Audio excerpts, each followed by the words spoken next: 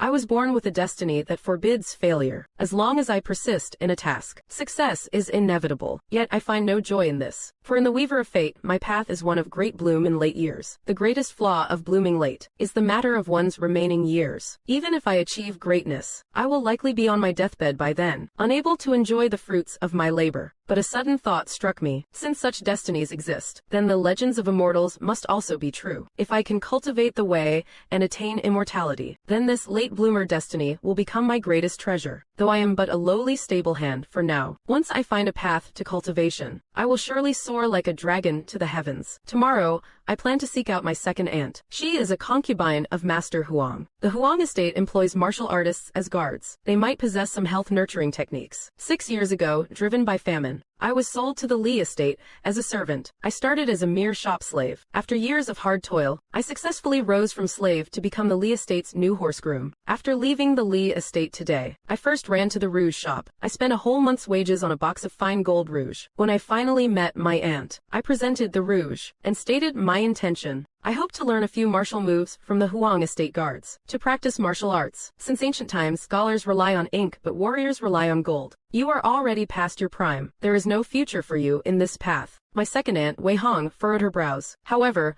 learning a health-nurturing technique to strengthen your body is not a bad idea. After all, compared to secret martial styles, these health techniques are common as dirt among martial artists. They are of little value. Wei Hong let out a sigh, and eventually agreed. Since you are so persistent, I will have a word with Martial Master Ruan. I will ask him to show you a thing or two. I then followed a maidservant to another courtyard. The moment I stepped inside, I saw a burly man with a saber at his waist. He was instructing two young noblemen in fine silks. The second madam asked me to teach you a set of health techniques. It just so happens I have one here. It is the turtle-breathing chi cultivation I acquired in my youth. Take it. Master Ruan pulled a yellowed manual from his sleeve. Memorize the forms of this turtle-breathing chi cultivation. In 7 days, give it to the gatekeeper to return it to me. Having said that, Master Ruan waved me off, showing no intention of actually teaching me in person. Feeling the disdainful glares from Master Ruan and the two young lords of the Huang family, I quietly offered my thanks. I then turned and departed. Last night, while debating whether to seek Aunt Wei Hong at the Huang estate, I had already anticipated that a scene like today's might occur, but I had no other choice. Outside of the Huang estate where Wei Hong resides, I have no way to access health nurturing techniques, let alone true martial arts. They say these techniques are common as dirt, but that is only from the perspective of wealthy heirs and masters. Even if I could find them elsewhere, the price I would have to pay would be far steeper than enduring a few cynical insults. Back at the Li estate, I began to study the turtle-breathing chi cultivation. The technique was not overly complex. It consisted of only 7 stance exercises, illustrated across 32 diagrams. 2 or 3 watch hours later, I followed the illustrations of the cultivation technique and began practicing the horse stance. By the 32nd repetition, a flash appeared before my eyes. A line of writing surfaced upon my golden fate grid, as if it were etched directly onto it. Turtle-breathing chi cultivation 1%.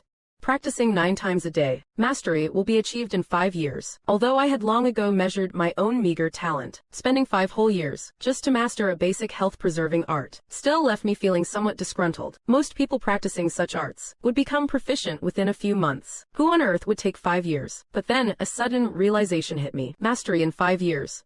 Single quote, the key is not the 5 years, but the word mastery. In the preface of the turtle-breathing chi cultivation, it is stated, when the chi is mastered, vitality rises from the meridians, allowing one to enter the sense chi realm. Combined with my late bloomer fate grid, it means that, even if I take longer than others to practice this art, success is absolutely guaranteed. True success is worth the wait, after all. I only wonder what this sense chi realm signifies in the grand world of martial arts. Bound by my humble background, my understanding of this world is still far too limited. 5 years is not such a long time. I have the patience to wait. After 5 years, I will only be 22. Haste would be of no use anyway. The class hierarchy of this world is far more rigid than in modern times. It is nearly impossible to climb the social ladder through solo effort. If not for my second aunt, a concubine in the Huang manor, I would never have encountered this manual, a rarity that is nowhere to be found in common bookstores. Since awakening in this different world, I have certainly dreamt of changing my destiny, but in a society dominated by officials and merchants, running a small business is fine, but the moment big profits are involved, powerful clans will move in to seize it. To become an official,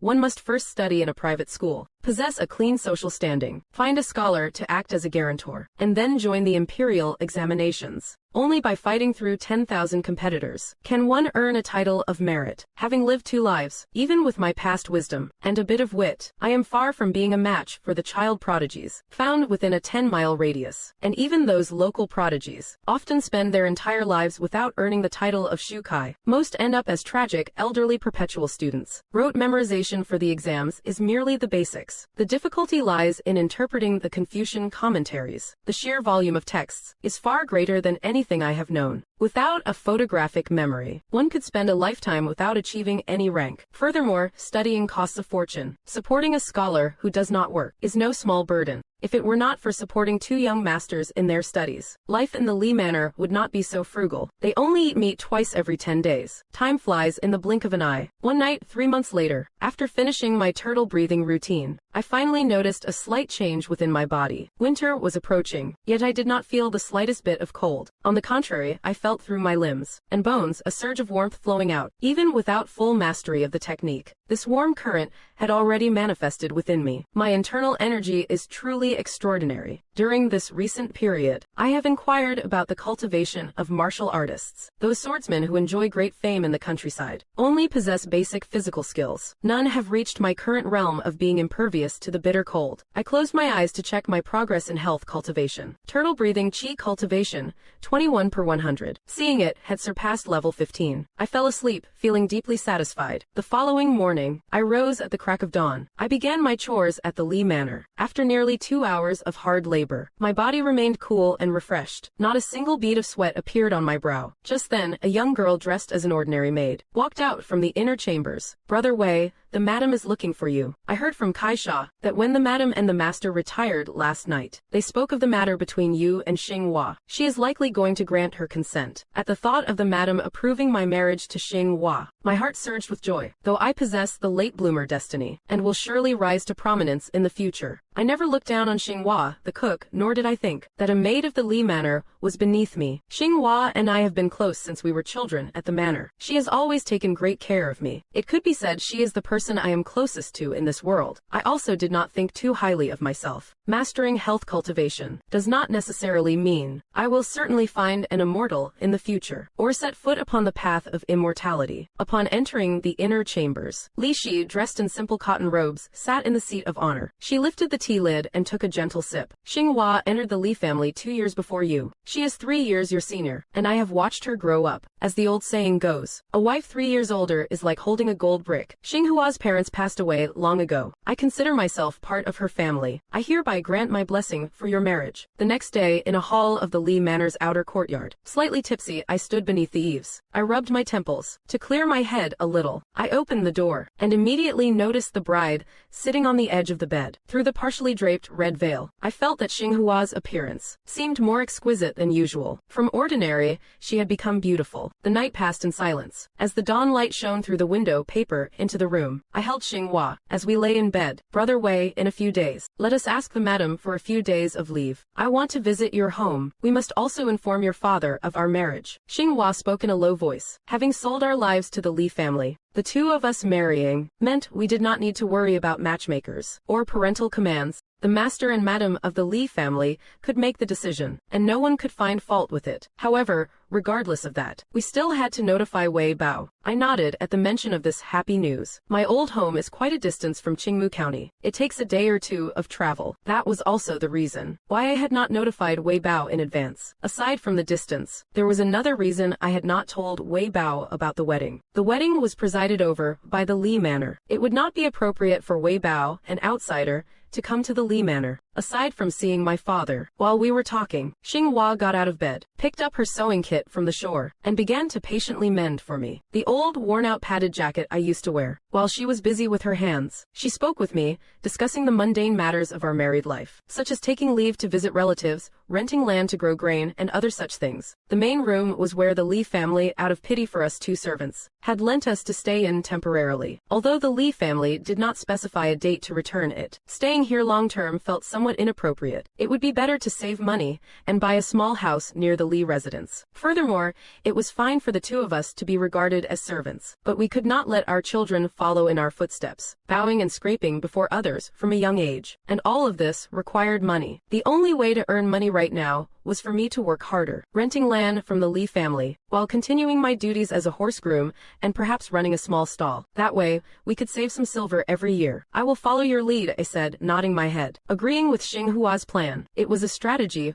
for our little family. Afterward, I did not waste any more time idling in bed. After quickly dressing myself, I began practicing the stances of the turtle-breathing qi cultivation. After getting married, it seemed I had more motivation in my heart. Xinghua, watching from the side, was surprised at the sight, but she did not ask too many questions. In Qingfeng Prefecture, the martial spirit was strong. Her man, knowing a few moves, was not exactly a strange occurrence. Xinghua withdrew her gaze and continued with the needlework in front of her. However, she thought for a moment and adjusted Wei Tu's clothes to be a bit looser. Half a month flashed by. On the second day after our wedding, we returned to our duties, working inside and outside the Lee residence, without the slightest bit of slack, even more diligent than before. These performances were all noted by the eldest mistress of the Lee family. Every few days, Li Shi would offer a word or two of praise. In her words, she was very satisfied with the marriage she had arranged, sensing that Li Shi's level of satisfaction with her was at its highest in 10 years. Xinghua finally gathered her courage. With great caution, she paid her respects to Li Shi in the afternoon, and mentioned that she and Wei Tu planned to take a leave of absence, to return home and visit their relatives. She looked up at Xinghua, and said those words with a smile, though the words were somewhat sharp, coupled with Li Shi's gentle smile. Most of Xinghua's restraint before her master vanished. I have seen all the work you have done these past few days. Rest assured, I won't find anyone to replace you before you return. Li Shi made the promise. Thank you, eldest mistress. Xinghua showed a look of gratitude. While expressing her thanks, she added, there is one more thing. Xinghua hesitated for a moment, then gritted her teeth and brought up her plan for Wei Tu, to rent fertile land from the Lee residence as a tenant farmer. She spoke it out loud. Once winter passes, one can start planting wheat, beans, and rapeseed in the fields. By then, trying to find an unowned plot in the Lee family's fertile land would be no easy task. Brother Wei won't neglect his duties feeding the horses. Xinghua, seeing that Li Shi did not respond this time, lowered her head and added, she knew this request was a bit much. Regarding the land rental, we will talk after you and Wei Tu return from visiting your relatives. Li Shi neither refused nor agreed. That evening, I listened to Xinghua's account. I comforted her, saying that since the first mistress did not flatly refuse your request, it means she already intends to agree in her heart. It is just that a master cannot grant two favors at once. Li Shi has her reasons for acting this way. If she indulges servants too much, they will sooner or later give them an inch and take a mile. The fact that the Li manor is managed so impeccably by Li Shi, and that the servants both respect and fear her, is proof enough. Li Shi is a matriarch who truly understands the art of household management. If she does not agree this time, there is always a next time. After asking a few more times, once she has achieved her goal of making us wait, her heart will soften. She will agree eventually. I was merely stating my perspective. Even if it fails, in 5 years, once my qi cultivation is complete, and I enter the sense qi realm, the meager income from renting fields will be beneath my notice. Right now, with that warm current surging through my limbs and bones, nourishing both my arms, I can wield nearly 200 pounds of strength with ease. Once my qi cultivation reaches perfection, my physical constitution will be far superior to what it has now. With such a physical foundation, after practicing martial forms and studying some military strategy, I can certainly participate in the martial examinations. If I become a martial scholar, the status of a martial licentiate would allow me to be a manor guard master and an honored guest in wealthy households. At the crack of dawn the following day, Xinghua and I packed our belongings. Under the cover of darkness, we left the county town and headed for the countryside. The next day, after returning to our rural home, Wei Bao saw that I also had a tobacco pipe tucked into my waist. So he rose from his horse stance, walked to the windowsill, rolled a small pouch of dried tobacco leaves, and handed it over. Try some from our own crop. Father has failed you. This is the money I have saved over the years. Take it. Whether it is to start a business elsewhere, or to redeem your indenture contract, it will be of some use. That night, Wei Bao called me out. He stood in the shadow of the eaves. From inside his shirt, he pulled out a worn-out floral cloth bag, and thrust it into my hands. As soon as I held it, I felt the heavy weight of the bag. Besides copper coins, Wei Tu also felt several pea-sized, irregularly shaped hard lumps. However, what came next? Wei Bao's cold words shattered the warmth that had just risen in my heart. Since you sold your soul into service, unless you redeem your contract, by the rules, a family servant is forbidden from entering the ancestral hall to worship our forefathers. That includes your wife. I see. Indeed, country folk might not view serving a grand house as a disgrace, but they would never allow a servant to worship the ancestors in the hall. I understand. I was glad to be hiding in the dark rural cottage at that moment, where no one could see the expression on my face. I will leave tomorrow at dawn, so the villagers do not see me. Only then did I realize that, for a servant, returning home without his wife was no glorious homecoming, but a shameful matter that brought disgrace upon the clan. Wei Bao gave me the money, partly out of guilt, but also because he did not want me making a scene in the village. Going back to the village is good. Wei Bao's lips quivered slightly. He paused for a heartbeat, before finally uttering, good. In the early morning, Xinghua and I walked together with light steps. Brother Wei, does your father dislike me? I called him father,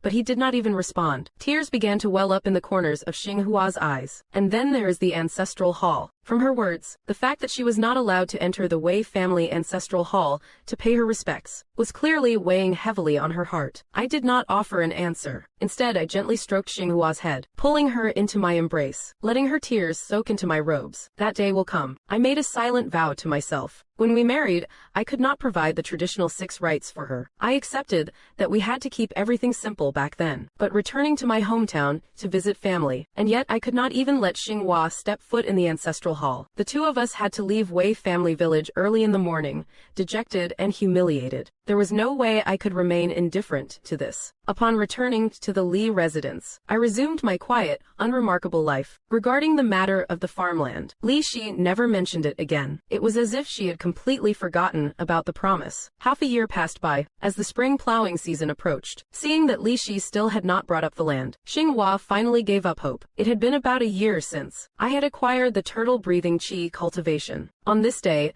as I was diligently practicing my health-nourishing arts, just as I reached the 13th repetition, I suddenly felt something. A soft sound, like river tides crashing against the shore, echoed within my body. As I shifted my stance in the pillar work, a strange, inexplicable rhythm seemed to emerge. A few breaths later, a warm current far stronger than before surged from within me, coursing through my limbs and every bone, strengthening my entire physique. At this moment, my progress in the cultivation art had reached level 13. Considering these physical changes, I can reasonably infer that I have reached the stage of minor achievement in my cultivation. Once the warm current dissipated, and after I had regulated my breathing for a moment, I turned my gaze toward the stone locks in the corner of the courtyard. Stone locks were not expensive to make. After I decided to practice martial arts, I spent a bit of small change to buy this set of locks from a nearby farmer. To train my strength, I walked over to the stone locks, placed a single hand on the 200 jin lock, and with a forceful heave, I easily lifted it to my chest, bringing it level with my shoulders. Being able to lift 200 jin with one arm meant I was finally qualified to take the martial arts examination. However, taking the exam is one thing, but merely meeting the strength requirement was not enough to earn a martial title. The martial arts examination involves more than just lifting stones. It also includes broadsword, heavy bow, mounted archery, and military strategy. For these exams, while practicing my techniques, I must also save up money. I need to find a way to remove myself from the slave registry first. Those on the slave registry are forbidden from taking the martial arts examination. Putting down the stone lock, I began to contemplate the next step of my life's plan. Given my current circumstances, if I want to transcend my social class, the fastest and most effective shortcut is to participate in the Zheng State's triennial martial arts examination. Although a martial title is not as prestigious as a scholarly one, for a commoner, it still represents a massive leap in social status. However, the prerequisite for the exam is that I must first shed my slave status in Qingwu County. But redeeming one's freedom is never an easy task. First, one needs enough silver to buy back the indenture contract from the master's family. Second, one must take the master's letter and the contract to the local yamen to process the formal removal from the registry. I have spent many years in the Li Manor, from tending to the horse's needs to mastering the art of equine husbandry. If I want to redeem my deed of indenture, the market price would be at least 10 taels of silver. I rose from a mere farmhand to the Li Manor's stable master. My status within the Li household has significantly improved. I even have a formal marriage now. I hold a certain level of respect before my masters. They even went as far as arranging my wedding for me. If I did not seek to redeem Mai's freedom, life would be perfectly fine as it is. But to buy my way out, every bit of food, drink, and provision I have used must be repaid. My rank as stable master only inflates the price of my own freedom. That evening, when Xinghua returned to our room, I broached the subject with her. I asked how much of her private savings she had left. Even though we are husband and wife, according to tradition, the money Xinghua saved before our marriage is considered her personal dowry. As her husband, without Xinghua's consent, I cannot touch a single copper of it. Why are you asking about that? A look of suspicion crossed Xinghua's face. Those savings, from her years of service at the Li Manor, were the very foundation of her security in life. I plan to strike my name from the servant registry and take the martial exams, but I am still short on funds. Without hesitation, I told her my intentions. Leaving the registry, Brother Wei. What on earth has gotten into you? She looked at me as if I would lost my mind. Xinghua jolted upright in alarm. Her face was filled with lingering fear. She hissed in a low, reprimanding voice about leaving the manor. Where else could you find such a good position as this? After the autumn harvest this year, I will try to gauge the madam's mood again. Perhaps we could even rent some land this year. Once we have land to farm, our lives will truly start to look up. We could even move out of this servant quarters. After muttering those words, tears began to well up in the corners of her eyes. She dabbed them gently with her handkerchief. She had thought she would marry a steady, content man, and that her future was secure. But now it seemed that I was restless to my very core. The imperial exams. Is that something a servant like us can even dream of? Seeing Xinghua in such a state, I did not step forward to comfort her. Instead, I walked out to the main room. I picked up the 200-pound stone lock from the corner of the courtyard and carried it back inside. Right before Xinghua's eyes,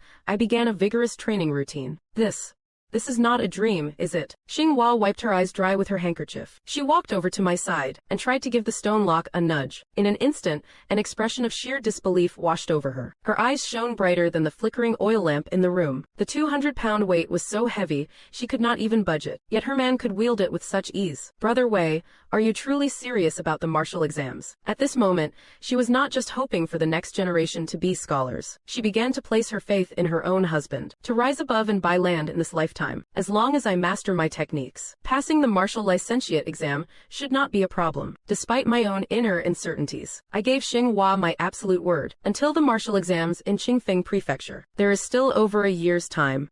My constitution will surely be even stronger by then. Furthermore, without the bonds of servitude, it will be much easier to get things done. Even if I can't make a fortune using modern knowledge from my memories, earning a bit of pocket change will be more than simple, especially now that I possess martial prowess far above the average man. I will be able to protect our hard-earned assets, and we won't have to fear those petty scoundrels. I have 3 taels in my private savings. This is the silver I have saved from my wages over the years, plus the rewards I have received from the household. Xinghua hesitated for a moment. She took out her private savings from a square rosewood box. She laid them on the bed and counted them once more. She had entered the Li Manor 2 years earlier than him. As a personal maid, she received many tips and rewards, not to mention her later position as the Li family's cook. By skimming a little off the top, she could secure a decent extra income. Of course, she was timid by nature. She never dared to embezzle large sums. She only dared to pocket small change from the price margins. When buying vegetables and meat, the masters generally know that servants are greedy for small gains. As long as it is not excessive, they won't look into it too closely. I only have a little over 1 tael on me, including the money my father gave me. It adds up to about 3 taels. We are still 3 taels short of the 10 taels needed. I calculated our combined savings, and it comes to 3.3 taels. If I can persuade the great mistress this year to let us lease 3 or 4 acres of land, after paying the rent, we could earn 5 or 6 mace of silver. I can borrow a bit from Chunlan and Kaisha, adding our future wages to that. The deficit should not be too large. If all else fails, Xinghua gritted her teeth, considering using her position to embezzle a larger sum of money. That won't do. I saw what Xinghua was planning. I stopped her immediately. Pocketing small change from the household is within the unwritten rules. Even if Li Shi found out, she would turn a blind eye. But if you harbor wicked intentions, Li Shi won't be so easy to deal with. If she beats you to death, the magistrate's office won't investigate too much. They would just settle it with a small fine. If you succeed, I do not mind even if I have to become a prostitute. Seeing the worry on my face, she blurted those words out like a desperate vow. Don't you dare say such things. What kind of man do you take me for? I frowned and reprimanded her. In the blink of an eye, another year passed. During the spring plowing season, Li Shi finally relented. She leased 3 acres of riverbank land outside Qingwu County to us as a couple. However, regarding the rent. Li Shi did not budge an inch. Just like other tenant farmers, we had to hand over 60% of the grain harvested. Fortunately, the Li family's rent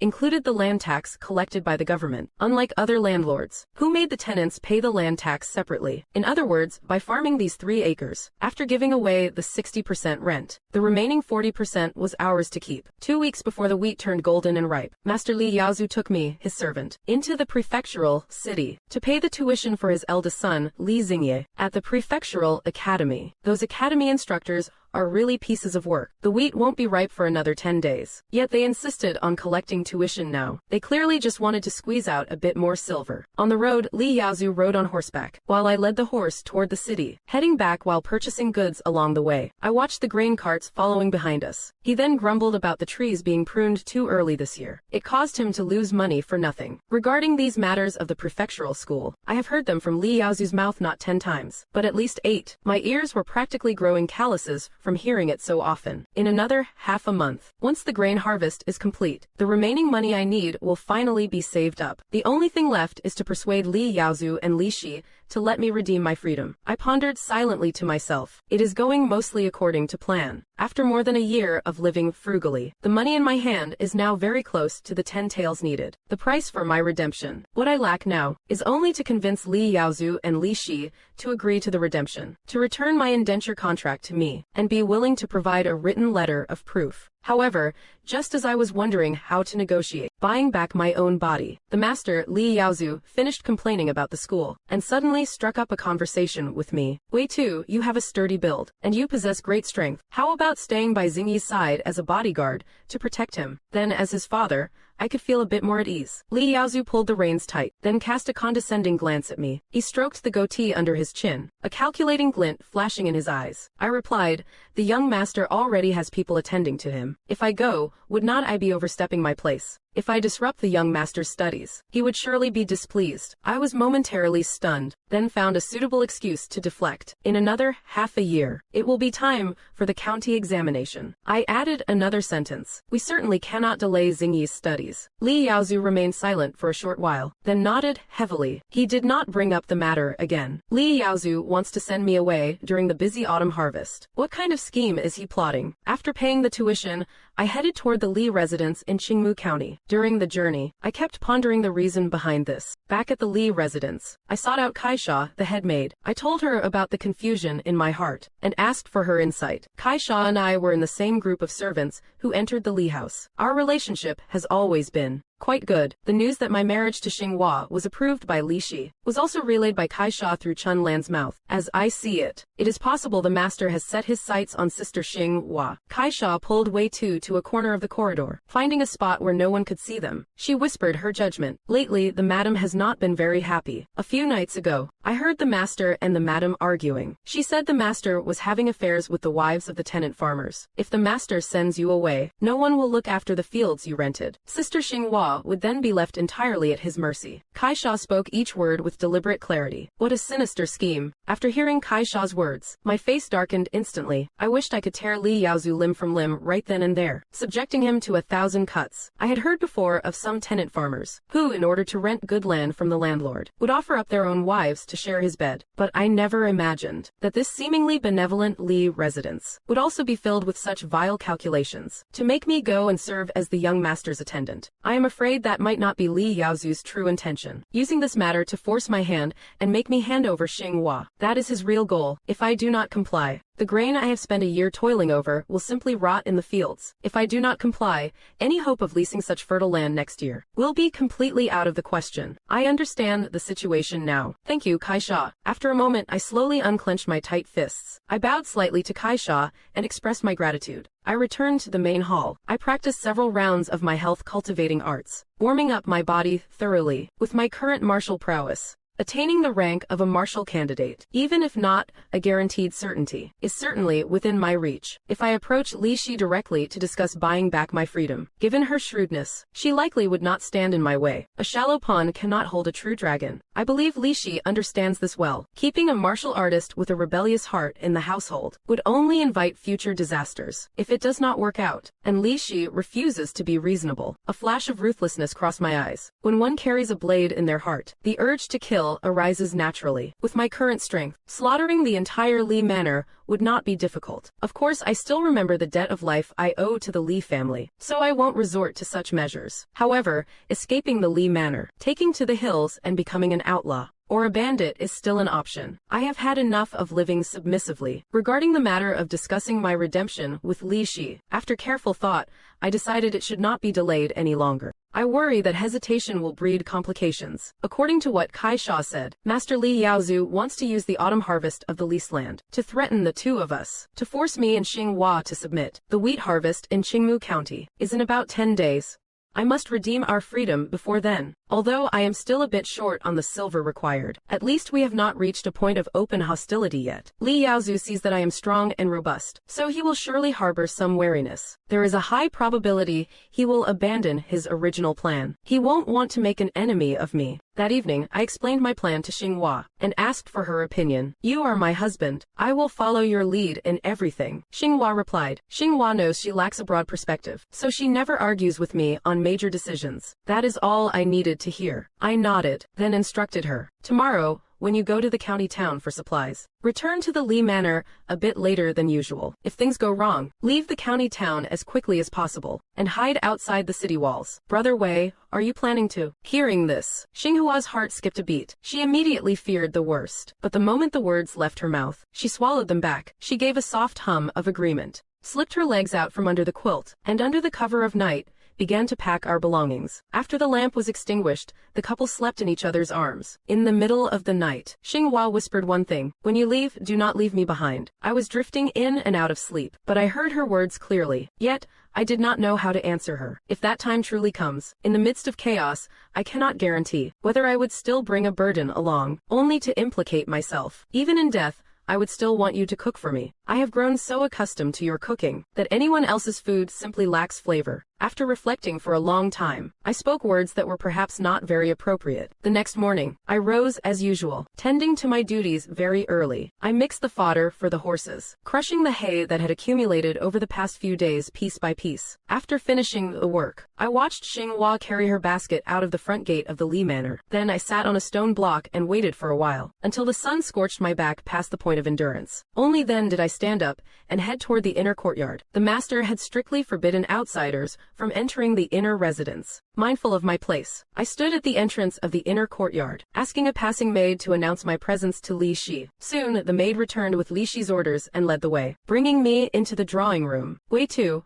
what urgent matter brings you to see me? Is the household lacking something? Or is there trouble between you and Xinghua? Li Shi asked with a furrowed brow. I bowed low and said, Madam, the reason I have come to the inner residence today is that I wish to redeem my indenture contract. I intend to participate in next year's martial arts examination. As my voice trailed off, the entire hall fell into a dead silence. The atmosphere froze to a breaking point. One could have heard a pin drop. Li Shi was stunned. Even the servant girls standing behind her were frozen in shock one by one. Within such a manner, the one thing servants of a great house should never mention is the indenture contract. It was an absolute taboo. If no one mentioned the contract of sale, the servants of the outer and inner courtyards could perform their duties, as if this were their natural-born state, rather than a fate imposed upon them. Wei Tu, you have been with the Li family for many years. The Li family has surely treated you well. Li Shi's expression remained unchanged, but her fingers hidden within her sleeves tightened around the fabric. Servants seeking redemption usually only occurred in great houses plagued by unrest. Having managed the Li Manor's internal affairs for so many years, she did not want a single blemish to appear, a stain that other wealthy families in the county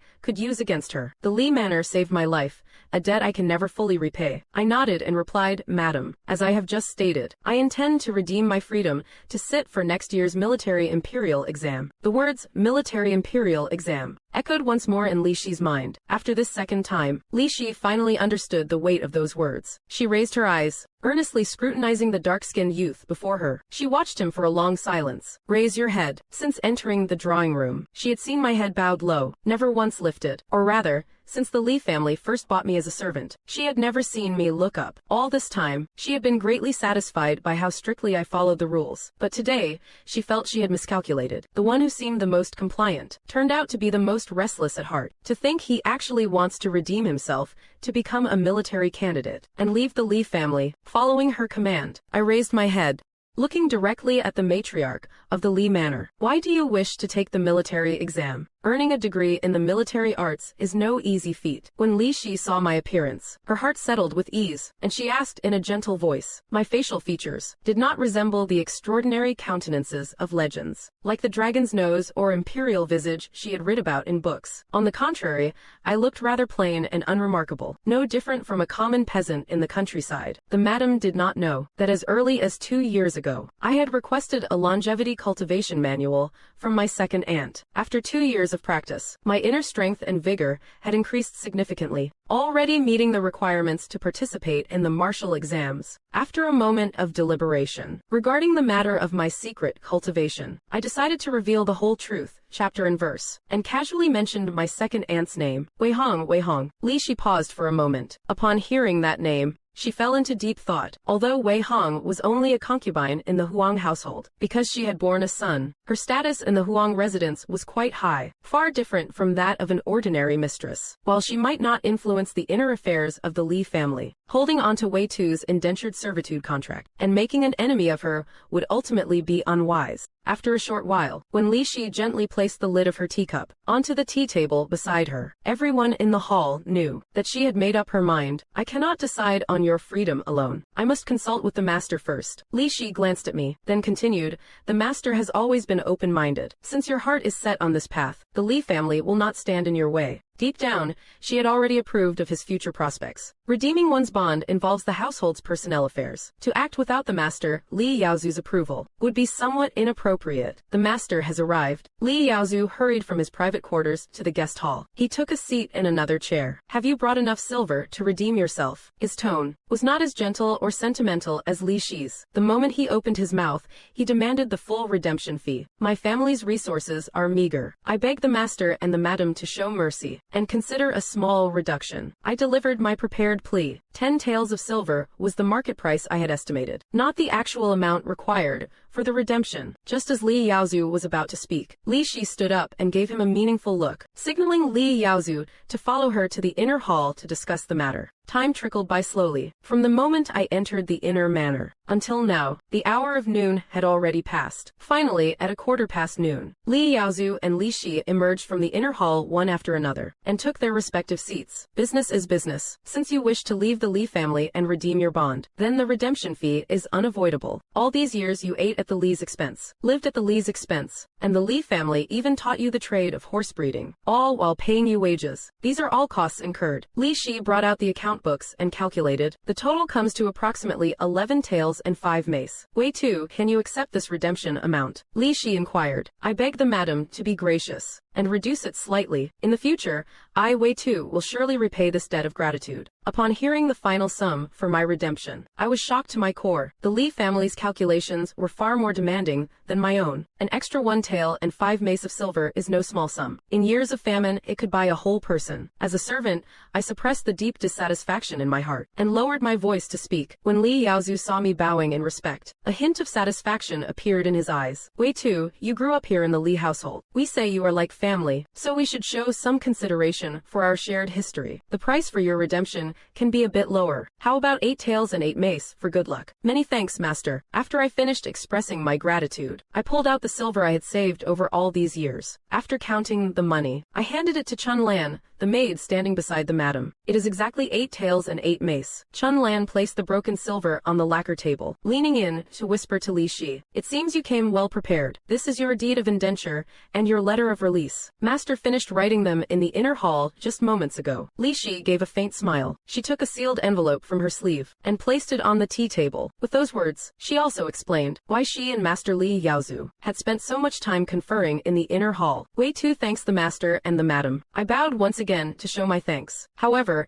after the thanks were said, I took a deep breath, straightened my back, and looked Li Yaozu and Li Shi directly in the eye. At this moment, I am no longer a slave of the Li family. Next, I only need to remove my name from the servitude registry at the Yamen. and I will be an honorable free citizen of the realm, rather than a private slave kept by a wealthy house. Witnessing this scene, Li Yaozu and Li Shi felt an inexplicable sense of discomfort in their hearts. They secretly frowned. Wei Tu, go to the outer quarters and pack your things. You may leave now. Although Li Yaozu was angry inside, his face remained masked with a smile, not losing his decorum, even though he was not as simple as Xing Hua. And Wei Tu was a man of keen skill. He understood one thing: a servant who dares to break his bonds of servitude does so because he refuses to accept a life of mediocrity. After I left, the inner chambers of the Li household returned to their usual quiet. It is already noon today. Why has not the meal been served yet? The hour of the horse has already passed. Li Shi put away the account books. Seeing the dining table completely empty, she could not help but frown in dissatisfaction. She sighed, wondering if the servants of this house were becoming increasingly bold and reckless because she managed the household too leniently. Xing Hua went out this morning to buy groceries, and she has not returned yet. A maidservant spoke in a low voice. What, Xing Hua has not come back? Old Master Li Yaozu,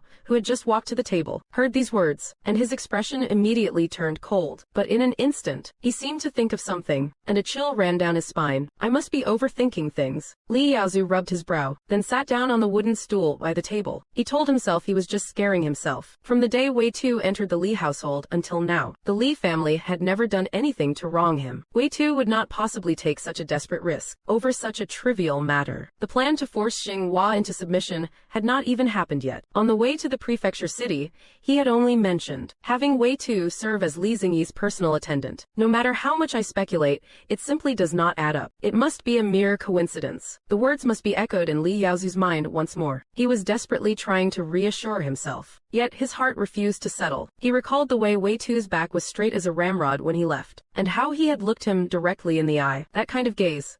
It was not the gaze a servant should have. Neither was it the demeanor of one who felt indebted. I am going out for a while. Li Yaozu decided to take a walk outside. To clear his head, he gave a quick word to Li Shi, then lifted his long robe and stepped down. He strode out of the main hall, following the corridor. Li Yaozu arrived at the outer courtyard. He stopped under the eaves, casting a glance toward the stables. A sturdy black horse snorted softly, munching on the last inch of fodder left in the trough. Near the bluestone wall, bales of freshly chopped dry hay were neatly stacked. Bundled up, there was enough to last for about 10 days. Li Yaozu walked into the stable. He checked the cleanliness of the stalls, seeing how orderly and clean it was, without a trace of the horse's waste from last night. The knot of anxiety in his chest finally unraveled. A hint of admiration flickered in his eyes. I was overthinking things. Wei Tu is a fine young man after all, Li Yaozu muttered to himself as he returned to the inner residence. He passed by the kitchen. Li Yaozu caught the scent again, the savory aroma of meat drifting from the window. The fragrance of the food seemed to lift a heavy burden from his shoulders. With his right hand tucked behind his back, he walked on, his steps feeling much lighter than before. Bring me a brush. Li Yaozu sat back down on the stool and gave the order to the maid standing beside Li Shi. Old man, why do you need a brush? What are you planning to write? Li Shi asked, puzzled. Li Yaozu was hardly a man of letters who wrote poetry on a whim, especially during mealtime. He rarely picked up a pen. I have a longtime friend in Sanyuan village. He is a martial graduate. Since Wei Tu intends to take the martial examinations, we might as well see this good deed through to the end. I shall give him a hand. Old man,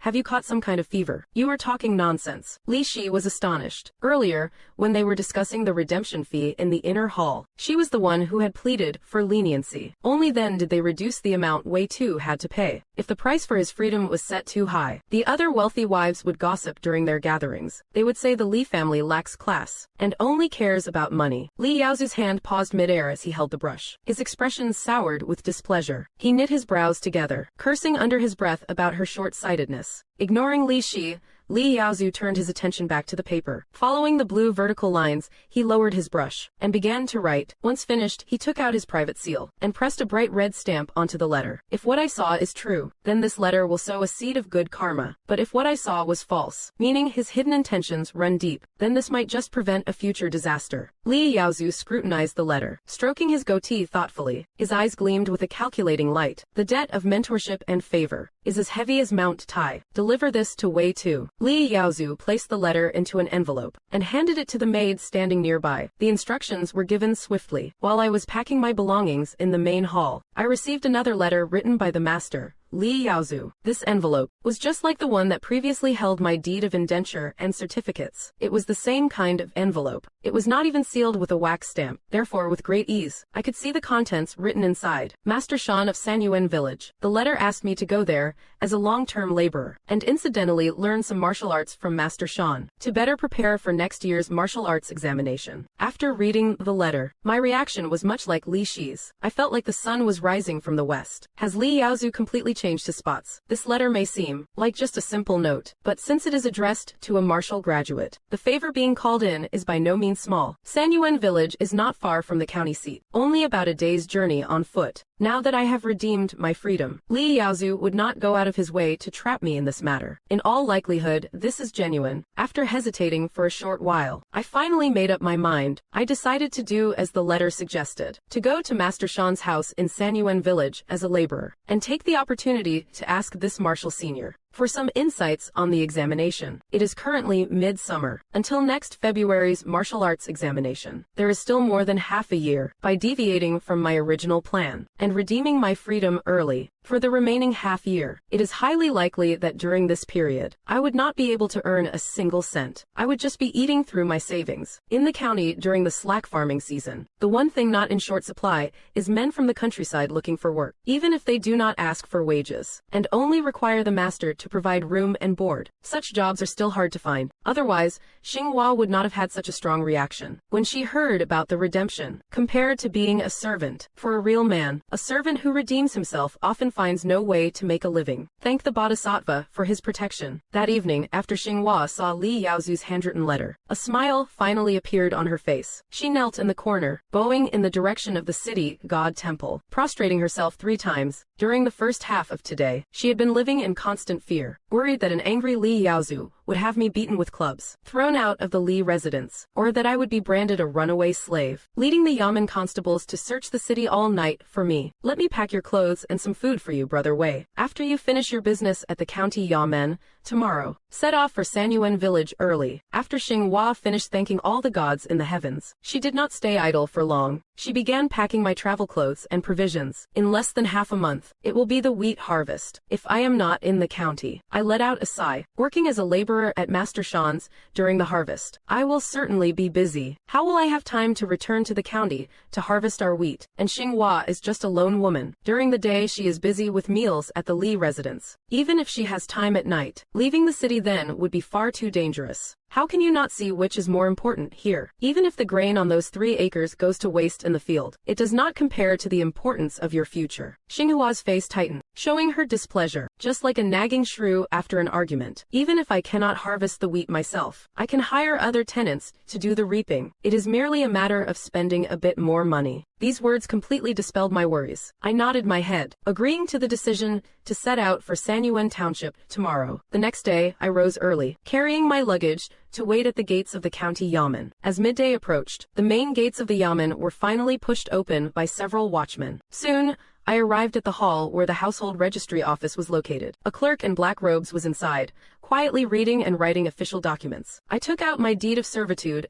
and the letter of certification from my robe, then gently tapped on the doorframe of the office. What is the matter? The clerk stopped writing, looking up toward the door to inquire. I kept my words brief, explaining my business regarding the removal of my slave status. The clerk, Zhao Li, uttered a sound of surprise. He placed his goat hairbrush aside on the brush rest, and took a good look at me. Although the household registry office managed matters such as servants redeeming their freedom, since he had inherited his father's position and become a clerk, he had never once seen a servant come to the office on their own to strike their name from the slave registry. Do you have the letter from your master? Zhao Li's tone softened slightly, though he did not know me. One who could redeem their freedom at such an age was clearly someone of character, worthy of a bit more respect. I did not waste words. Walking into the office, I bowed slightly and presented the deed and the letter with both hands to Zhao Li.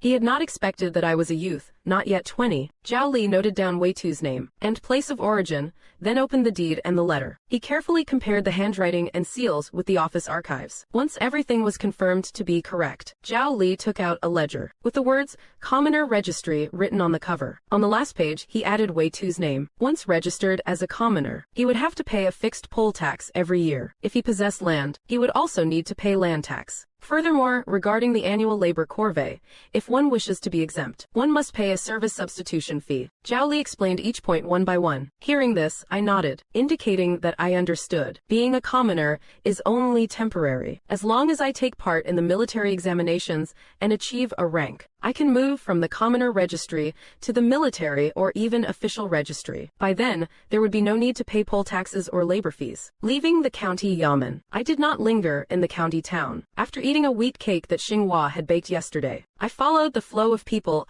out of the area. On the second day, after traveling for half a day and rounding a mountain ridge, I finally arrived near the He River at the foot of the slope, where I saw a village called Dan Family Stronghold. After asking the villagers for directions, I arrived at the heart of the stronghold. It was the only brick residence in the village, with 3 hitching posts outside. Li Yaozu's acquaintance was indeed an eccentric. Master Shan was sitting on a stone roller in front of the house, with a brass water pipe tucked into his waist. After reading the letter, Master Shan shook the ash from his water pipe, said come into way 2, then walked into the house with his hands behind his back. The Dan residence was a courtyard with 3 sections. Several fine horses were kept in the first courtyard. Each one craned its neck and neighed upon seeing Master Shan enter. Upon reaching the hall of the second courtyard, Master Shan sat down and said, I will take you on as a laborer. As for teaching you martial arts and combat, that depends on my mood, and whether you are actually cut out for it. Furthermore, once you participate in the martial arts examination and earn a scholarly title, you must pay respects to me every year with a tribute. Can you manage that small request? Master Shan continued, if you succeed, I shall be your mentor and you my disciple. Paying respects to one's master is only natural. Wei Tu pondered for a moment, then replied with a phrase that was slightly tactful and smooth. Upon hearing this, Master Shan did not offer a rebuttal. Instead, a faint smile appeared on his face. There are stone locks outside for strength training, as well as equipment for hard qigong. Try them all. Let us see if you truly have the making of a champion. Master Shan pointed toward the courtyard. I nodded and walked outside. As I stepped out, I saw all 18 types of weapons arrayed in the courtyard. Not a single one was missing. Then I held my breath and focused my mind, lifting a stone lock marked at 300 caddies. After over a year of practice, my progress in health cultivation techniques had improved again. Though I had not yet reached great mastery, I had far surpassed the stage of minor mastery. Your physical foundation is quite decent. Master Shan nodded slightly, a hint of satisfaction showing in his eyes. To be able to lift a 300 caddy stone lock with one arm, in Master Shan's view, was already considered exceptionally gifted among commoners. However,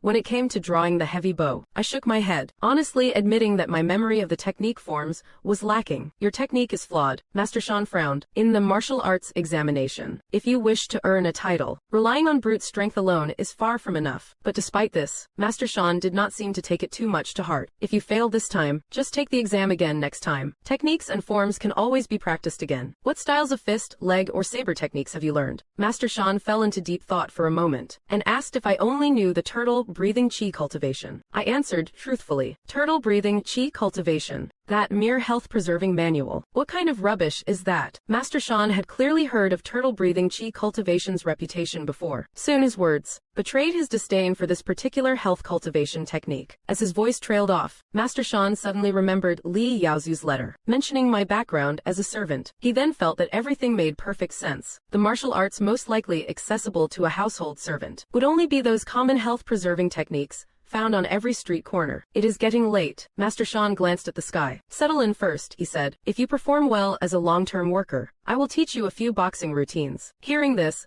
I felt a slight pang of disappointment, but I did not dwell on it too much. If Master Shan were to teach me real martial arts right now, it would mean he truly regarded me as a personal disciple. A single letter from Li Yaozu did not carry that much weight. After putting my luggage away, I walked out of my room, taking advantage of the moonlight. I began practicing the stances of the turtle-breathing qi cultivation. Once, twice, 3 and 4 times, guided by muscle memory, I performed the moves of the health cultivation technique. My spirit began to immerse itself in the essence of the stances, feeling a warm current in my body with every trace of its flow. As my hands and feet alternated, the surrounding air vibrated with a resonance sound of a low vibrating hum. It is like the thunderous roar of tigers and leopards reaching mastery. 15 minutes later, I finished my qi cultivation session. Out of habit, I checked my cultivation progress. The progress of turtle-breathing qi cultivation actually jumped from yesterday's 63% directly to 81% now, a full increase of nearly 20%.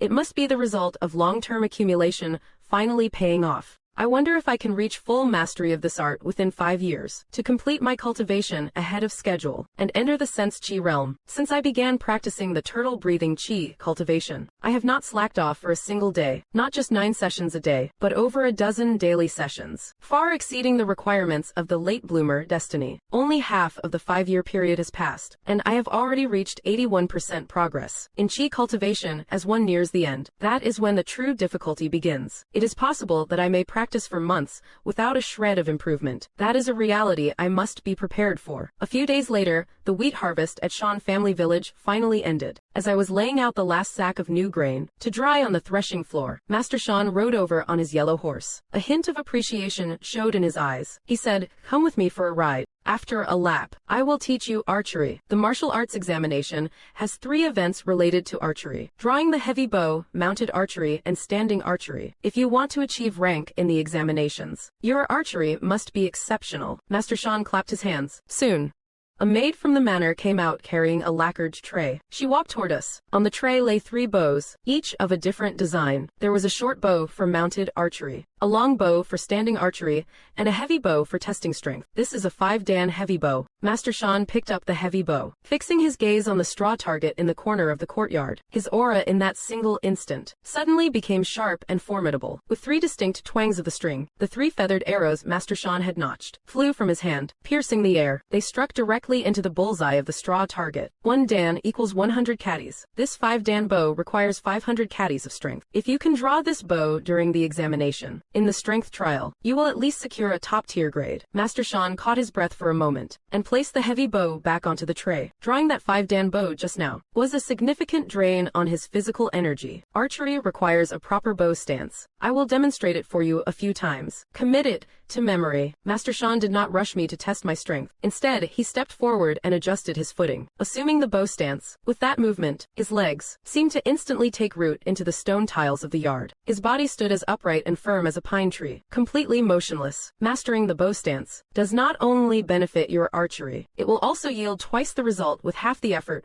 when you practice saber or spear arts later. Master Shan spoke slowly. Having finished, he relaxed his posture. He took a towel from the maid's hands, wiped his sweat, and signaled for me to begin practicing the movements. Following the form Master Shan just showed me, I steadied my body, stepped into position, and began to hold the bow stance. I have practiced this health-nurturing art for over 2 years. I am no stranger to the zhuang-style stances. The bow and arrow stance Master Shan just demonstrated is also among the 32 diagrams of the turtle-breathing Qi cultivation. I quickly adjust my posture, replicating the bow and arrow stance Master Shan used. I managed to recover 70 to 80% of its true form. This stance's power is on par with mine when I was young. Master Shan, who was about to find a way to dismiss me, after seeing me finish the bow and arrow stance, is left utterly astonished. Wei Tu, have you ever practiced any other martial arts before? Tell me the truth. Master Shan fixes his gaze on Wei Tu. His expression suddenly turns cold. Stealing martial arts from other sects is a grave taboo. At best, your cultivation is crippled. At worst, it results in death. As an honorable martial graduate, how could he allow himself to be fooled? Master,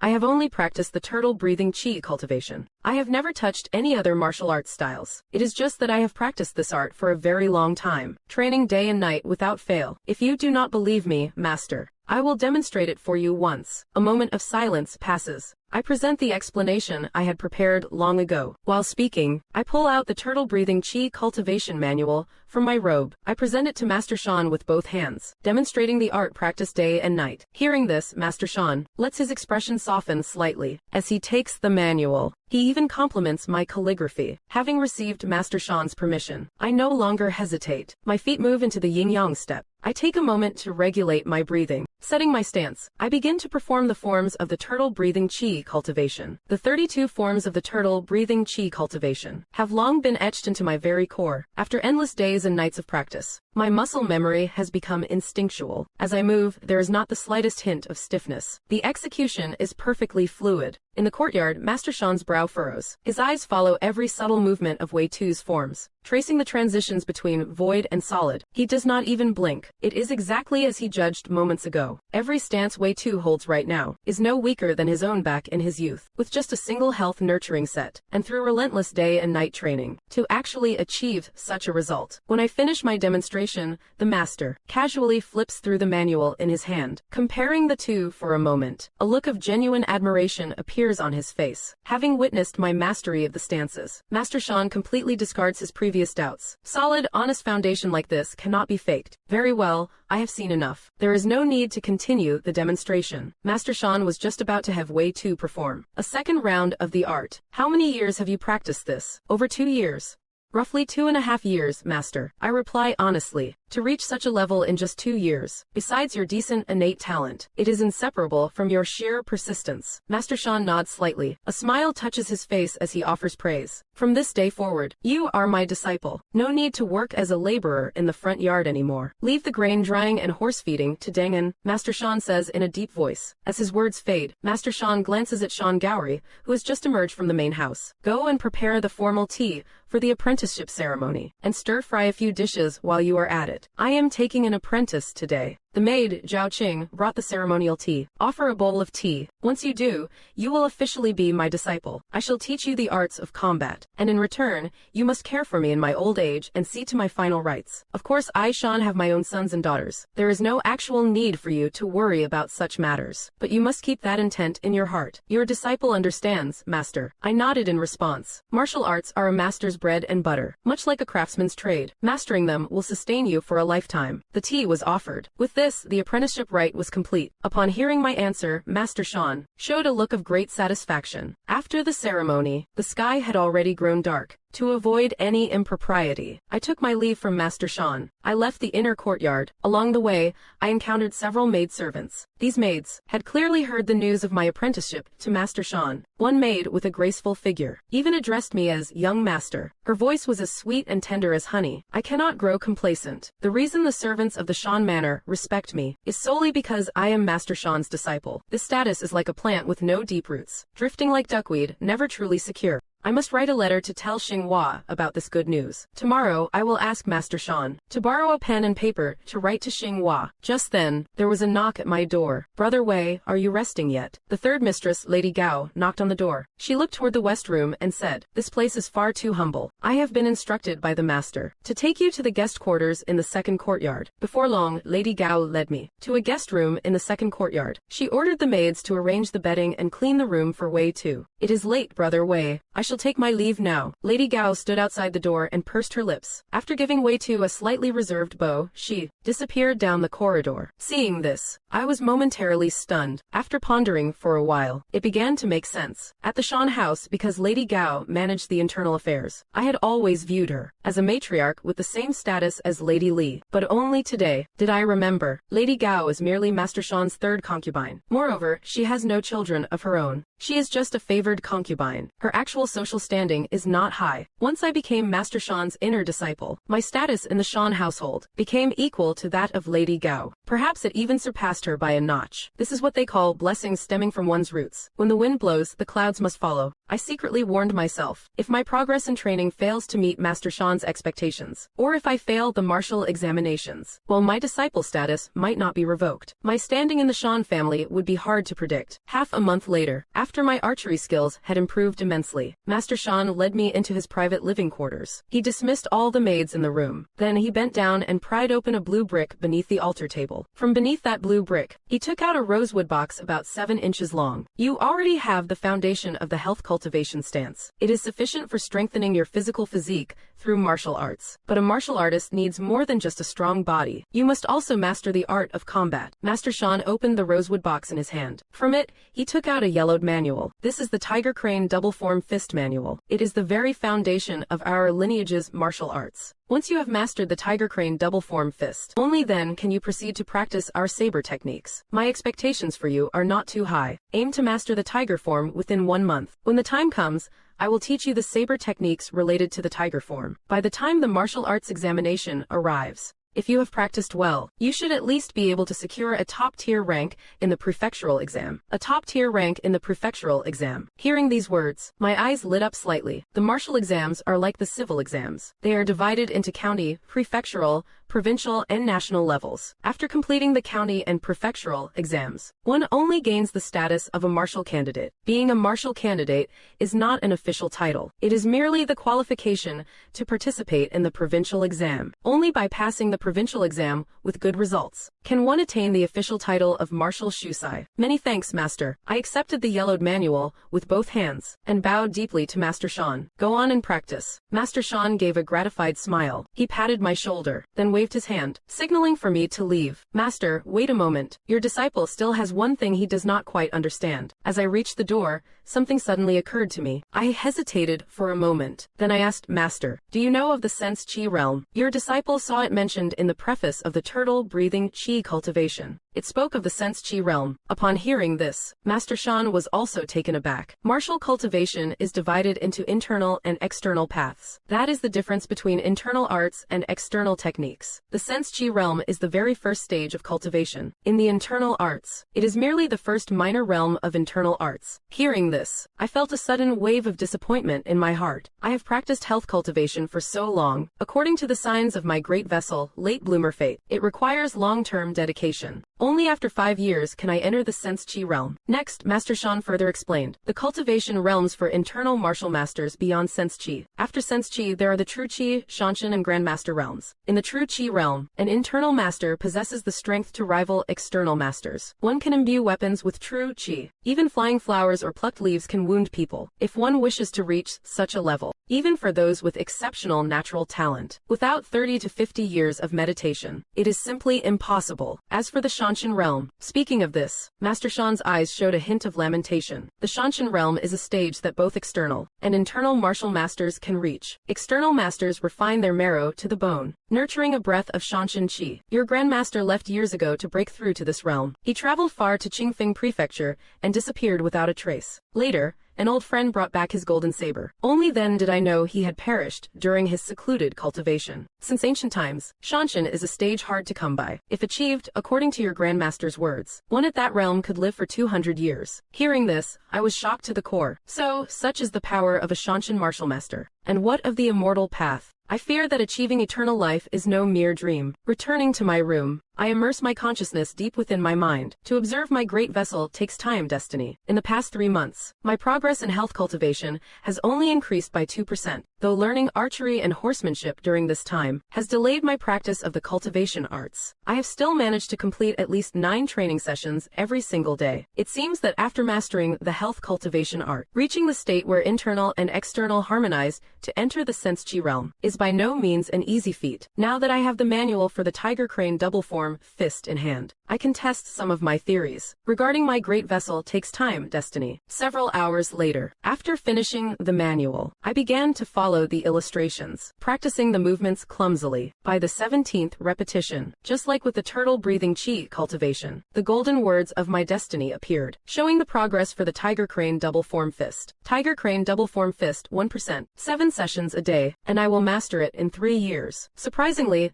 this is 2 years shorter than the 5 years required for the turtle breathing technique. The only explanation is that having mastered a cultivation art, I now have a foundation in martial arts. This makes practicing the tiger crane double form fist twice as effective with half the effort. Therefore, the time to reach perfection is 2 years shorter than it was for the health cultivation art. This time, it only took me about 10 days to once again feel that warm current within me, the same one I felt when practicing the health cultivation art. From this, it is clear that this warm current is not unique to health cultivation, but originates from my own body, or rather, from that unique destiny. Great vessel takes time. In other words, there is no such thing as me lacking talent, nor are there any barriers to my cultivation, because my potential is not fixed. As long as I have enough lifespan, the golden destiny will transform me into the person best suited for this martial art. If the martial way is thus, then the same logic should apply to the arts of the immortal path. Time flies, and it is finally February of the 24th year of Qing'an. As the Qingmu County martial examinations approached, I bid farewell to Master Shan, preparing to leave the village to participate in the trials. However, just as I packed my bags and stepped out of the Shan family courtyard, Master Shan came riding out on his horse. The martial examinations include mounted archery. Without a familiar horse to ride, how can you expect to achieve good results? Master Shan dismounted and tossed the reins of his dappled green horse to me. I know you have no desire to covet the Shan family's wealth. I am merely lending this horse to you. Bring it back once your exams are finished, though by then, once you have earned your title, you might just be able to buy this horse for yourself, Master Shan said with a smile on his face. Hearing this, I hesitated for a moment, then nodded my head. I gripped the reins tightly in my right hand, accepting Master Shan's generous offer. My redemption fee was only 8 taels and 8 cents, but this dappled green horse, its value was equivalent to more than a dozen strong laborers like myself who possessed a craft. I gave Master Shan a deep, respectful bow, then flipped myself onto the horse, riding the dappled green steed. I left the Hechuan region where Shan family village was located. Returning to Qingmu County, I planned to find an inn first, and then stable the horse with the innkeeper. I was waiting for the martial arts examination to commence in a few days, but the moment I stepped into an inn, I was taken aback by the prices the innkeeper quoted. The rent for each room had surged several times higher than usual. Only then did I remember that the civil service county examination was being held. Many scholars from the rural areas of Qingmu County had flocked to the county seat to participate in the imperial exams. At a time like this, a vacant room at an inn was harder to find than gold. I walked out of the inn, turned around, and led my horse toward the Li residence. I intended to swallow my pride and asked to stay at the Li house for a few nights. I figured since I already owed Li Yaozu a favor, owing him one more small favor would not hurt much. Besides, Xinghua was working as a cook at the Li residence. To see Xinghua, I would have to visit the Li family and trouble them regardless. However, just as I reached the street where the Li residence was located, I found the gates crowded like a marketplace, teeming with carriages and horses. The Li family had built their fortune as oil merchants a century ago. In this Qingmu County seat, they were merely an ordinary wealthy household, nothing particularly extraordinary. After asking around for a while, I learned the reason for this grand display at the gates. It was because, when the results were posted in the county yesterday, Li Xingyi's name was on the list. He ranked 7th in the county examination. If the caliber of candidates in Qingmu County this year is not too high, Li Xingyi is very likely to attain the scholar title this autumn. With that thought, I finally understood why the gates of the Li residence today were lined with so many carriages from noble families. I explained my purpose to Kai Sha, asking her to go inside and inform Li Shi. I wanted to see Xinghua and request lodging at the Li residence. Once the martial arts county examination was over, I would leave the Li residence for the prefecture city. I specified a time frame for my stay. After more than an hour had passed, and the sky had grown slightly dim, there was finally movement at the side door of the Li residence. Li Shi sized up the young man before her. A look of surprise crossed her face. Under the light from the shop entrance, Li Shi finally saw Wei Tu's current appearance clearly, as well as the fierce, formidable aura unique to a warrior. If not for the purple mud-dyed fabric he was wearing, the very cloth she had gifted to Xinghua, Li Shi would not have dared to believe that the man before her was the same laborer who had redeemed himself from the estate 6 months ago. We have been neglectful. Our Li family's hospitality has been lacking. Li Shi addressed Wei Tu with the same polite words she had used for the distinguished guests earlier. Ah, you have arrived in the county just in time. The martial arts examination is about to begin. No wonder you have come to the county seat. Have you come from Master Shan's place? Li Yaozu greeted me with a face full of smiles in his eyes, since he was the one who helped Wei Tu by recommending him to study under Master Shan. He was Wei Tu's rightful benefactor. Greetings, Master Li. I nodded my head and gave a brief response, mentioning the request for lodging. That is a small matter. After all, you are a man who came from our Li family. You have always been steadfast. I grant you this request. Li Yaozu feigned a sense of intimacy. Hearing those words, I secretly knit my brows. A trace of displeasure rose within me. I could sense there was more to Li Yaozu's words than met the ear. The world still views me as a house slave. However, regarding this, I did not speak up to offer a rebuttal. Instead, I was reminding myself to relax. Perhaps it was because, after arriving at the Li residence, I had become far too sensitive. A true gentleman is judged by his deeds, not his hidden thoughts. Entering the inner courtyard for the meal, Li Shi walked through the side gate, leading the way ahead. She spoke to me with great kindness. As for the green horse Wei Tu had brought, the newly hired stable hand of the Li residence took the reins and led it to the stables in the side yard of the front house. Inside the dining hall,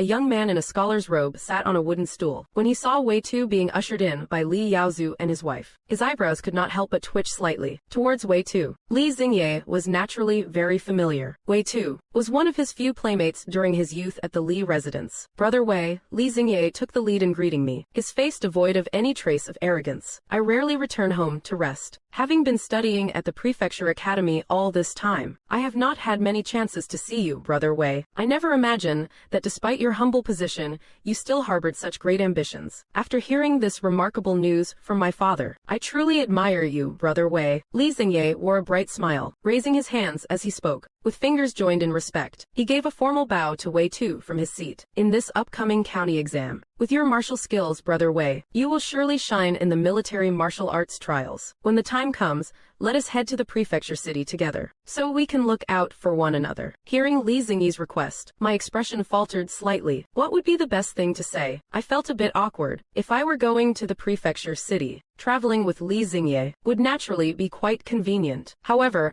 I did not want to accept any more favors from the Li family. Master's eldest son is a teacher in the prefecture city, and his residence is quite spacious. When I left the Shan family estate, Master Shan had already arranged for me to stay with him during the prefecture exam. I would not want to trouble you, Brother Xingye. After pondering for a moment, I shook my head as my words of refusal fell. The smile on Li Xingyi's face stiffened slightly. It was not until he heard what Li Yaozu said afterward that he regained his composure. Li Yaozu remarked, Scholar Shan has been living in the prefecture city for a long time. Since Brother Wei is leaving the Shan family estate, given Scholar Shan's character, he would certainly have Brother Wei stay with him. I was being impulsive. I hope you won't take it the wrong way, Brother Wei. Li Xingye himself did not know if his words were just a way to save face, or if he was speaking the truth. But throughout the meal, he did not show any sign of being bothered by the matter. After finishing the meal in the inner courtyard, I cupped my hands in a respectful salute, and then left the inner courtyard under the guidance of the maid, Chunlan. Having mastered the Qi cultivation technique, my senses were sharp and my eyes were keen. My hearing far surpassed that of an ordinary person. After leaving the inner courtyard, I heard an old cypress tree in the inner court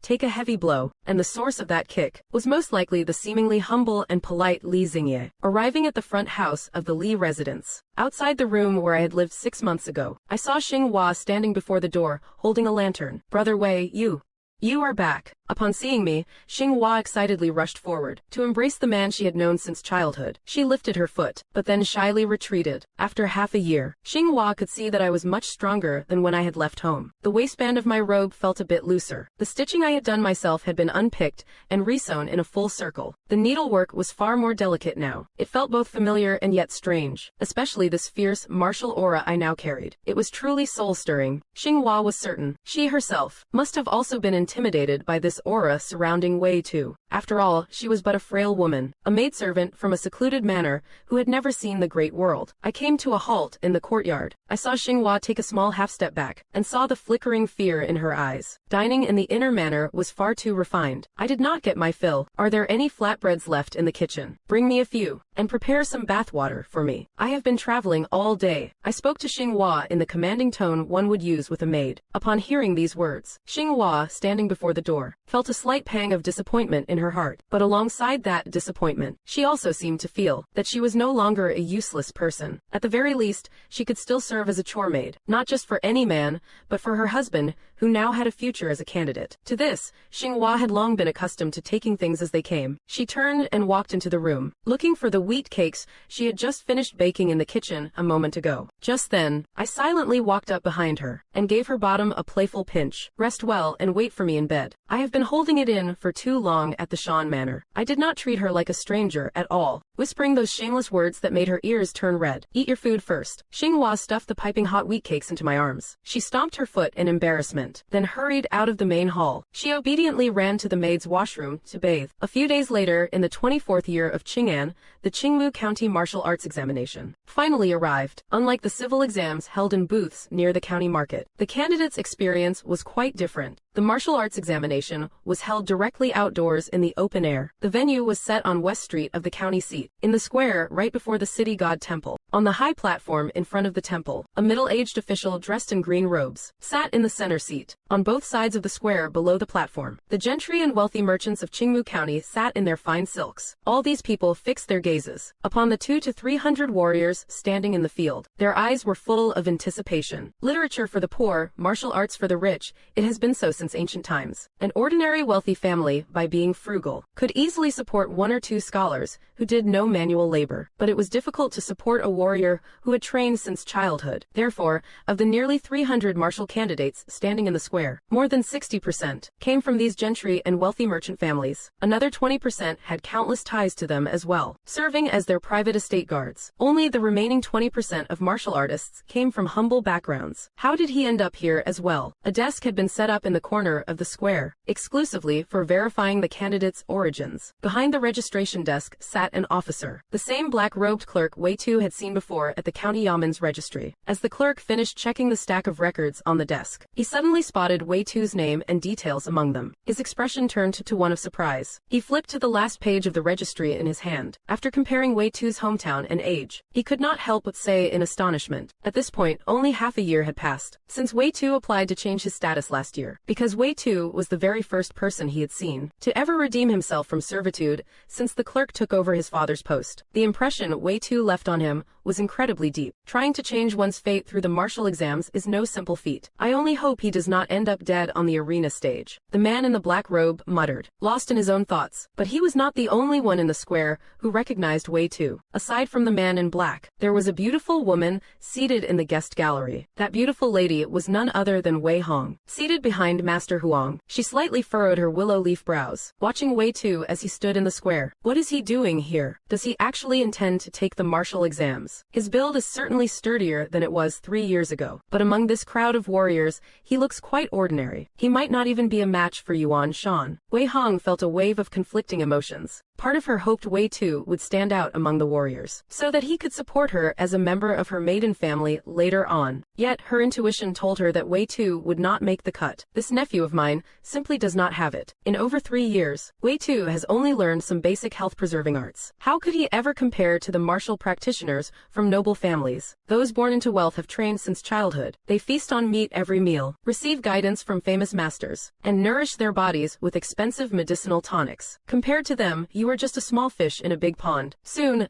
the martial exam evaluation began. I received my token, marked as Ding 13, and waited among the crowd. Compared to the prefecture and provincial exams, the county martial exam is the simplest. It consists of only 5 trials: strength and skill, archery on foot, archery on horseback, tactical archery, and finally, military strategy. The strength and skill trial is subdivided into stone lifting, hard bow pulling, and great sword maneuvers. The leaders called us to line up. Suddenly, a thunderous shout rang out. The presiding martial officer bellowed the command. Hearing those words, I composed myself and entered the arena alongside the practitioners in the front row. We stood before several stone locks of varying sizes. 5 lifts within a time limit. In the stone lifting trial, the starting weight was a 200 jin stone lock. This level of strength is already beyond the reach of ordinary men. I fixed my gaze on the heaviest and largest stone lock available. His gaze was solemn, sinking his chi into his dantian. He planted his feet firmly into a horse stance. Then, channeling the power of his entire body, he placed his right hand on the stone lock and hoisted it up with a single, powerful thrust. The entire square fell into a dead silence. Everyone was struck with absolute shock. In the stone lifting trial, someone capable of lifting a 500 jin stone lock with one arm only appears once every few decades in Qingmu County. The 3 warriors who achieved this before had all, without exception,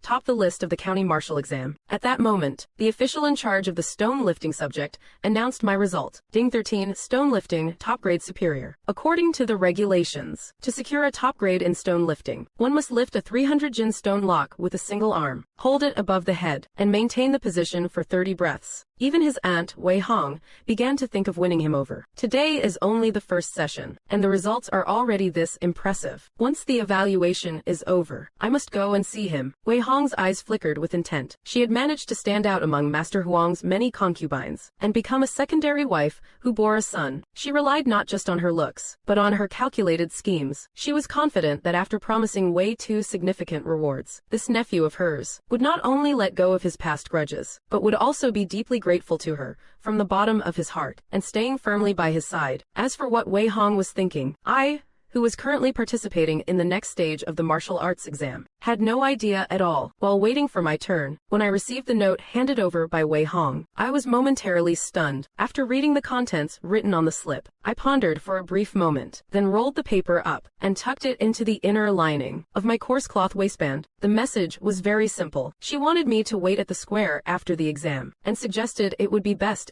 if I visited the Huang residence. The second trial of the martial arts exam, the saber dance, began shortly after. The local gentry focused most of their attention on me, the dark horse of this county exam. However, a moment later, the examiners were somewhat underwhelmed. Although the saber technique in the field was sharp, and its power was intimidating, moving with the force of a gale, compared to the previous candidates, it was clearly much more mediocre, or rather, it lacked finesse. He must lack a proper master's guidance. What a waste of such a fine physical build, born with Herculean strength yet so raw. The examiner shook his head inwardly. After a moment of contemplation, the examiner called out Candidate 33 Wei 2, grade above average. Taking into account Wei 2's previous excellent performance, the examiner felt a slight bit of favoritism. He raised Wei 2's score from mid-tier to above average. Even at this level, it was a pity. I thought Qingmu County could produce another martial scholar. Who would have thought he only possessed brute strength? On the high platform, Magistrate Chen shook his head after seeing this. While martial artists with amazing strength are rare, for his political career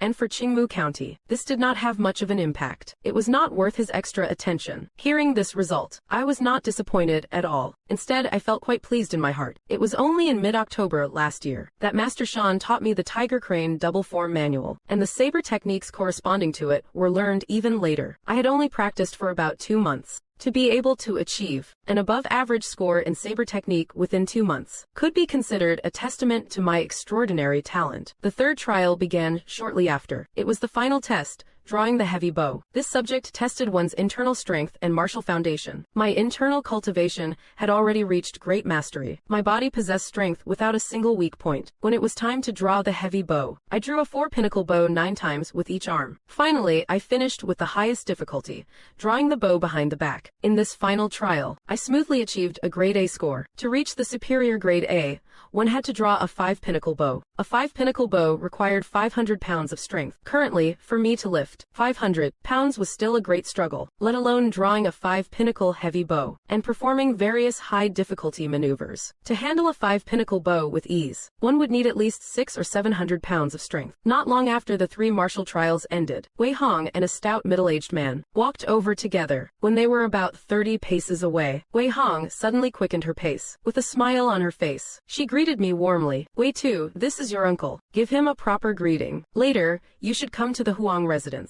Your uncle and I will hold a celebration for you. After all, I am your only relative in this county. He spoke rapidly. As he spoke, a charming expression appeared on his face. It was as if he were sympathizing with the misfortunes I had endured in the past. Uncle, I know my second aunt Wei Hong's temperament very well. I was not too surprised. After taking a look at Master Huang before me, I cupped my fists in a respectful salute and acknowledged this kinship. Normally speaking, given Wei Hong's status, even if she were not one to snub the poor and fawn over the rich, as a mere concubine, I would not be entitled to call Master Huang uncle. Only the nephews of his primary wife possess the right to call him uncle. Such a title disregards the proper hierarchy. It defies the etiquette of social standing. However, though I care little for claiming a connection with Master Huang, if calling Master Huang uncle benefits my second aunt Wei Hong, then I am willing to do so. In the square before the temple of the city god, a faint smile appeared on Master Huang's face. He gave a nod of approval. Wei Tu, come home with your uncle. I shall host a banquet to celebrate your success. Master Huang repeated exactly what Wei Hong had just said. He had assumed that once I achieved fame,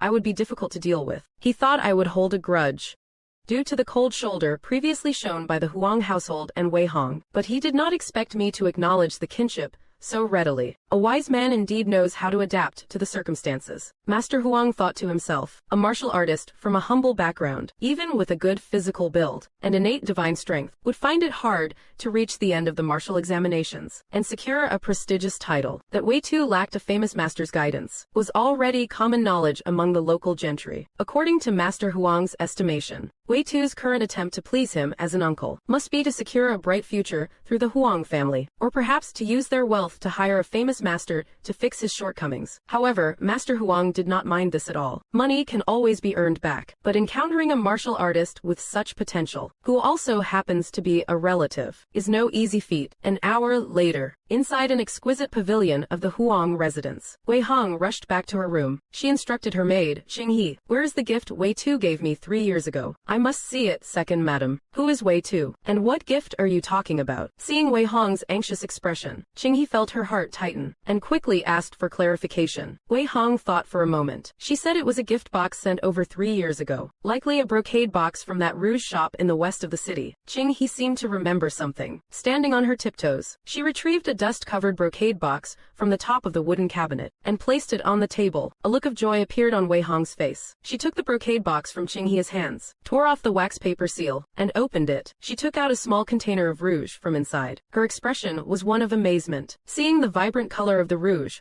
Wei Hong inspected it again, instantly filled with endless surprise. The reason she came back to check the gift Wei Tu gave her was primarily to have a clear idea of its value. Knowing exactly what Wei Tu had gifted her would help her avoid embarrassment during their conversation later. But after opening the gift box, she realized that the rouge Wei Tu had given her was no cheap trinket. It was the Jinxia rouge, which was quite a costly item. A box of Jinxia rouge costs 5 mace of silver. That is roughly equivalent to 2 months' wages for a maidservant. Undoubtedly, this was a generous gift.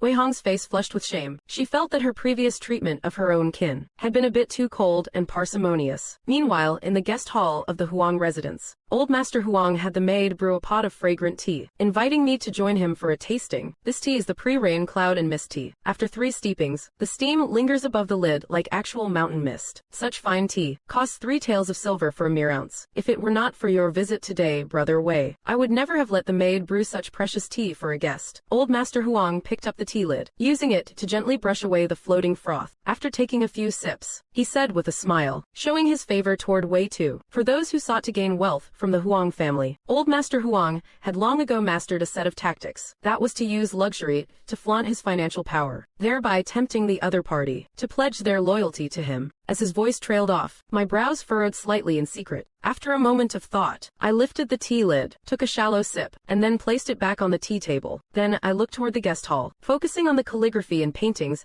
hanging on both sides. I displayed an expression regarding Old Master Huang's words that looked entirely uninterested. I believe this stance should make a shrewd man like Old Master Huang understand. I have no desire to cling to the wealth of the Huang family. Is Brother Wei perhaps interested in calligraphy and painting? Old Master Huang smiled upon seeing this. He knew well that some warriors from humble backgrounds are particularly fond of affecting refined tastes, even if they do not understand them at all. I shook my head. I knew that at this moment Old Master Huang must have a stubborn prejudice against me, just like when I was redeeming my freedom. Li Shi had to hear me say I would take the military exam twice before she finally understood the meaning of my words, and at that time I spoke very clearly, analyzing every point logically. Old Master Huang's expression darkened slightly. He set down the tea lid in his hand. Does Brother Wei wish to hire a famous master to study martial arts and military strategy to make up for your shortcomings in future exams? There is no need for Uncle to trouble himself with this. I, Wei Tu, already have a master to guide me. There is no need for the Huang family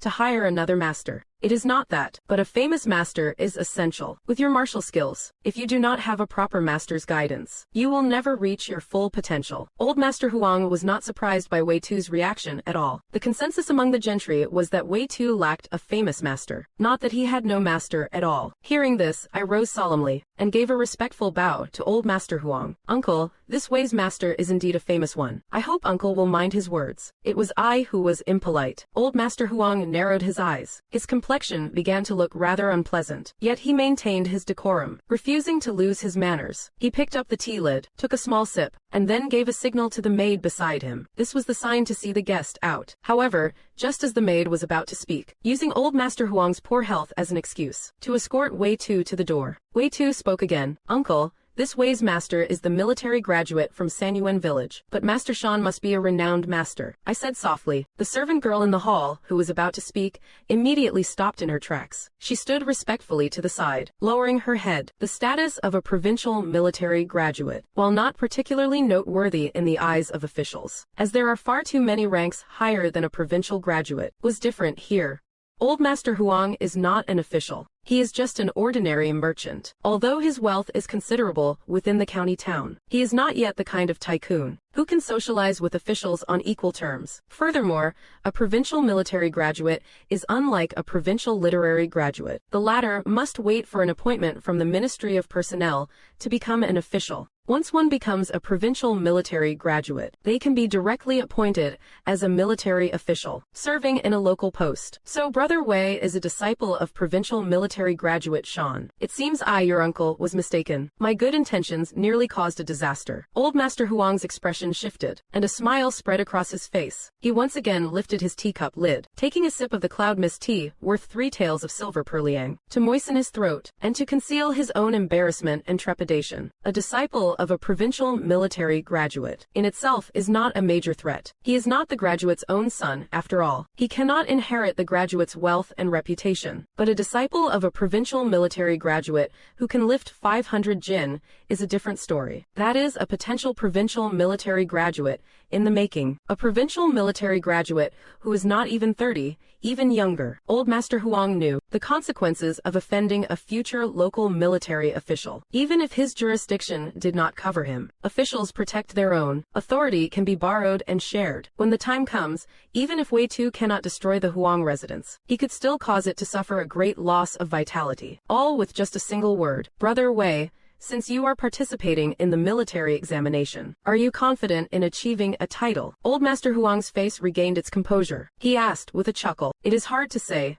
In the county examination, with a top grade in stone lifting, even if I perform poorly in the other subjects, I can still secure a recommendation for the prefectural examination. However, the competition there will be fierce. It will be difficult to distinguish myself and obtain the status of a candidate from among them. I shook my head and said not for a while. After the celebratory feast, I did not stay long at the Huang residence, using the excuse that I needed to prepare for the examination. I bid farewell to Old Master Huang. Hearing this, Old Master Huang found it difficult to find a suitable reason to make me stay. So he had the steward arrange for a carriage to take me back to the Li residence. I thought about it for a moment and did not refuse. Li Yaozu has a stingy personality. He believes that letting me stay over was an immense act of kindness. Being escorted back by a carriage from the Huang residence would also help dispel some of Li Yaozu's presumptuous notions. Upon learning that I had returned to the Li residence and had used the Huang residence's carriage, a subtle change occurred in Li Yaozu's heart. His manner of speaking to me became more equal. Instead of constantly calling me disciple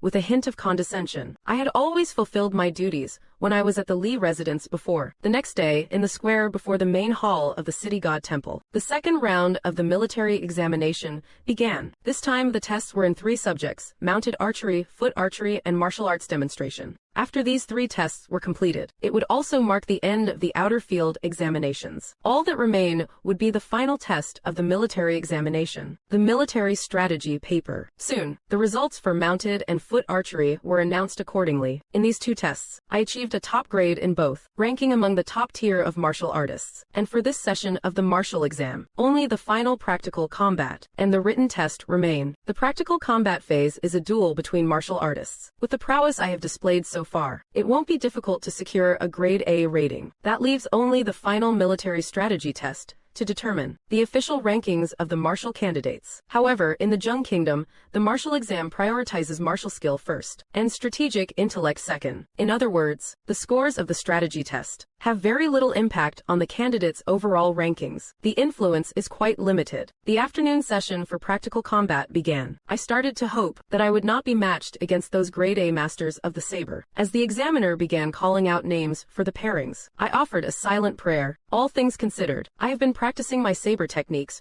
for less than half a year, and I have no real combat experience. Therefore, whether it is the form's display or actual combat, compared to those elite martial artists who have trained since childhood, there is still a significant gap. Soon, the examiner finished pairing the martial artists. My opponent and I quickly stepped onto the arena. We exchanged names as a courtesy. After a few moves, I forced him off the stage, securing my first victory. Several more bouts followed. What surprised me a little was that in every duel, the opponents assigned by the examiner were all from the same group of weaker martial artists. Once the 5th match ended, my gaze instinctively shifted toward Master Huang among the spectators. When things go too smoothly, there is usually a catch. To participate in this county martial exam, other than revealing to the Huang family that I was a disciple of Master Shan, I had not publicized this identity to anyone else. Rigging the exam, I furrowed my brows. It is not that I am oblivious to such schemes, but I was worried someone might use this to harm him. For a martial artist of my caliber, these petty tricks often do more harm than good. I have already acknowledged my kinship with Master Huang. Even if I did not accept his recruitment offer, he should not be trying to sabotage me. Thinking of this, I shook my head, suppressing these stray thoughts in my heart. Another few rounds of competition soon began. Since I did not encounter any top-tier martial experts, I won without feeling any pressure at all. It was an easy sweep. I secured a spot among the top 10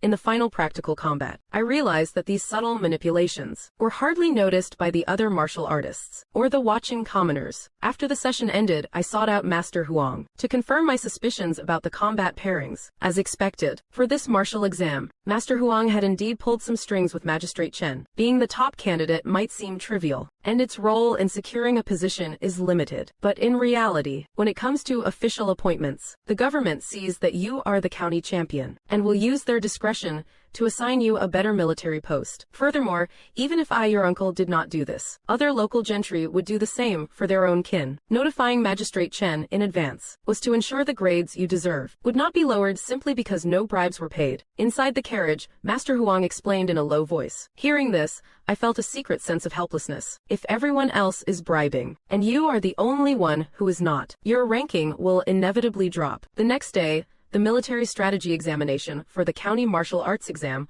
was held. The venue for this examination was not at the City God Temple Square, but was relocated to the examination sheds used for the civil service exams. Due to Master Huang's bribery, before entering the examination hall, I had already obtained the questions. Thus, I smoothly answered the 3 identification questions. Coming to the final essay question on strategy, I gathered my thoughts and answered each point according to the strategies Master Shan had taught me. Soon, I finished the entire paper. However, when it came time to submit, I was the 4th to last person to hand it in. 2 days after the submission, the results for the county martial arts exam were posted. Brother Wei, you are the top-tier Kui candidate of the county exam. Xinghua, who had taken a day off, pulled me along. Early in the morning, she was at the county office entrance, snagging a prime spot to view the rankings. Therefore, as soon as the clerk posted the list, she immediately saw my ranking. Wait until the prefecture exam is over, and you have secured your official title. Once you are appointed and have the silver, I will go back to the Li residence to redeem your freedom. After the initial joy subsided, I led Xinghua away from the street. On the way back to the Li residence, I made a promise to her. Although the results were out, and I had indeed secured the top Kui spot, deep down, I was not happy. I was nowhere near as ecstatic as Xinghua. After all, the Huang family used dishonorable means. What they helped me obtain did not feel right. Fortunately, the Huang family would have no room to interfere in the next stage. By then, the results I achieve will be earned fair and square. I clenched my fists. After the results were posted, I did not linger long in Qingmu County. After expressing my gratitude to the Li family for the lodging, I mounted my green horse and rushed toward Qingfeng Prefecture City. I would wait there for the re-examination in April. Upon arriving at the prefecture, I followed the address provided by Shan Yan, heading straight for his residence in the city. Brother Wei, it has been a long time. Shan Yan's face was filled with complex emotions. He lamented that 2 months ago, when he left Sanyuan village, Wei too was just one of his father's many disciples, with no reputation to speak of. But 2 months later, Wei too was already the top Kui candidate of Qingmu County, given the strength he had displayed. Securing the title of Marshal Shusai in the prefecture exam was already a done deal. After exchanging pleasantries for a while, Shan Yan led me into the inner courtyard. I paid my respects to Lady Shan, who was then introduced to Wei Tu as Shan Yan's wife. My wife is of frail health and has a long-standing grievance with my younger sister. So, to avoid any unpleasantness, I wrote to my father during the new year. She stayed here to manage our household affairs. Wei Tu nodded. Shan Feng's personality was indeed quite difficult. She had taken a husband into her family, giving her the right to compete for the family estate with Shan Yan. Over time, it was natural that the relationship between the sister-in-laws was strained. That evening, Shan Yan hosted a banquet. After 3 rounds of wine, Shan Yan asked curiously, I say, Brother Wei, after becoming the top candidate of Qingmu County, why do you still seem a bit unhappy? Hearing this, I reflected for a moment, then told Shan Yan about the schemes of the Huang family. The martial master was his teacher, and Shan Yan was the martial master's own son. He and Shan Yan were practically bound together in glory or shame. That Master Huang is truly worthy of his merchant background, far too cunning. After Shan Yan finished listening, he let out a long sigh. As the saying goes, it is easy to dodge a spear in the open, but hard to defend against an arrow in the dark. I have already established a connection with old man Huang. Whatever the Huang residence does will naturally involve the five of us. However, Brother Wei, you need not worry too much. As long as you distinguish yourself in the Taoist martial exam, then even if there are rumors of exam fraud, people will only dismiss them as idle gossip. Before the official announcement of the results, the Taoist martial exam trials begin. The brutality is 10 times greater than that of the county exam. When that time comes, your ranking will depend solely on your own martial strength. Time flies by like a fleeting shadow. In the blink of an eye, June arrives the month the Taoist martial exam begins. During these past 4 months, leveraging my status as the top scorer of the 5 counties, I easily passed the prefecture exam. I even achieved a commendable 6th place ranking. A pity, though, my chi cultivation is still a step away from the sense chi realm. Otherwise, in the prefecture exam sparring rounds, at the very least, I could have challenged the top spot once again. At my residence in the prefecture city, after practicing my chi cultivation a dozen times, I wipe away my sweat and immerse my consciousness into my mind. I take a look at my great vessel, late bloomer destiny. Turtle breathing chi cultivation, 91 out of 100. 9 sessions a day, 5 years to mastery. Tiger crane double form fist, 33 out of 100. 7 sessions a day, 3 years to mastery. Fortunately, the tiger crane double form fist has reached the stage of minor success, and my blade techniques have also improved. This has finally covered my last remaining weakness. Benefiting from this, in both the martial arts and military strategy subjects, I have achieved grade A results. As for the provincial exam in August, I will not participate in this session. I will wait until the next one to sit for the exam. I think to myself, in the short term, my chi cultivation and tiger crane double form fist will be hard-pressed to see any major breakthroughs. Unlike the Taoist martial exam, the provincial martial exam is far more ruthless. Not only are there martial licentiates from this year, but also those from previous years competing. Among these seniors, there are hidden dragons and crouching tigers. They are by no means inferior to some martial masters. Even if I were to participate this time, it would be difficult to secure a high ranking. Rankings determine the appointments for local military officials. There is only one such chance, but if I wait 3 years to take the exam, by then, I will have practiced chi cultivation for 5 years, inevitably entering the sense chi realm. With the enhancement of internal martial arts, I can realistically aim for a top 10 finish in the provincial exam. 5 days later at Qingfeng Prefecture, I clasp my hands and salute the opposing martial artist. We exchange names as per protocol. Once the pleasantries are over, both of us walk to the weapon racks nearby to select a weapon that suits us best. After dozens of exchanges, Deng Sandow makes a single slip-up. He fails to react to a shift in my blade technique, leaving an opening for me to exploit. With one kick, I send him flying off the stage. At the same time, on the southern high platform of the Martial Arts Academy's training grounds, seated among a crowd of officials in crimson and green robes, the high-ranking official in the purple robe watches the brilliant display of combat below, his face lighting up with a smile. He nods in approval. The martial artists participating this year are significantly more skilled than those of the previous sessions. The purple-robed official remarks with deep emotion, "This is all thanks to Governor Wang's governance of the Shannan Circuit. If not for Inspector Wang's directive for all prefectures and counties to select martial artists and focus on their training, the Shannan Circuit would not have such a flourishing martial arts scene today." An official in embroidered robes beside him chimed in with flattery. The Zheng Kingdom is governed by 2 capitals and 13 circuits. The Shannan Circuit is one of them, and the Inspector Wang he mentioned is the second-ranked circuit inspector in charge of the military and political affairs of the Shannan Circuit. Even within the entire Zheng Kingdom, he is considered a man of great power and influence, a true high-ranking court official. As for the credit, I can only claim 30%. The other 70% belongs to the Wuyan Pavilion. Inspector Wang glanced at the official in embroidered robes beside him, a faint smile gracing his lips. I heard that the few martial scholars selected last time were not appointed to official posts. Instead, they entered the Wuyan Pavilion, becoming its inner disciples. The Wuyan Pavilion has been quite active in Qingfeng Prefecture. Prefect He, are you aware of this matter? He asked. Regarding this matter, your subordinate is truly unaware. Hearing Inspector Wang's pointed question, cold sweat beaded on Prefect He's forehead. He immediately shook his head in denial. In truth, as the prefect of Qingfeng Prefecture, the capital of the Shannan Circuit, he knew a thing or two about the Wuyan Pavilion. However, this Wuyan Pavilion was a sect outside of government control. It had also recruited a large number of martial artists. Since ancient times, it has been said that martial artists defy the law with force. The very existence of the Wuyan Pavilion was a challenge and a threat to the officials of the Zheng Kingdom. If he were to admit his knowledge of the Wuyan Pavilion, it would be an admission of his own poor governance over the territory under his jurisdiction. He would be suspected of dereliction of duty. Very well.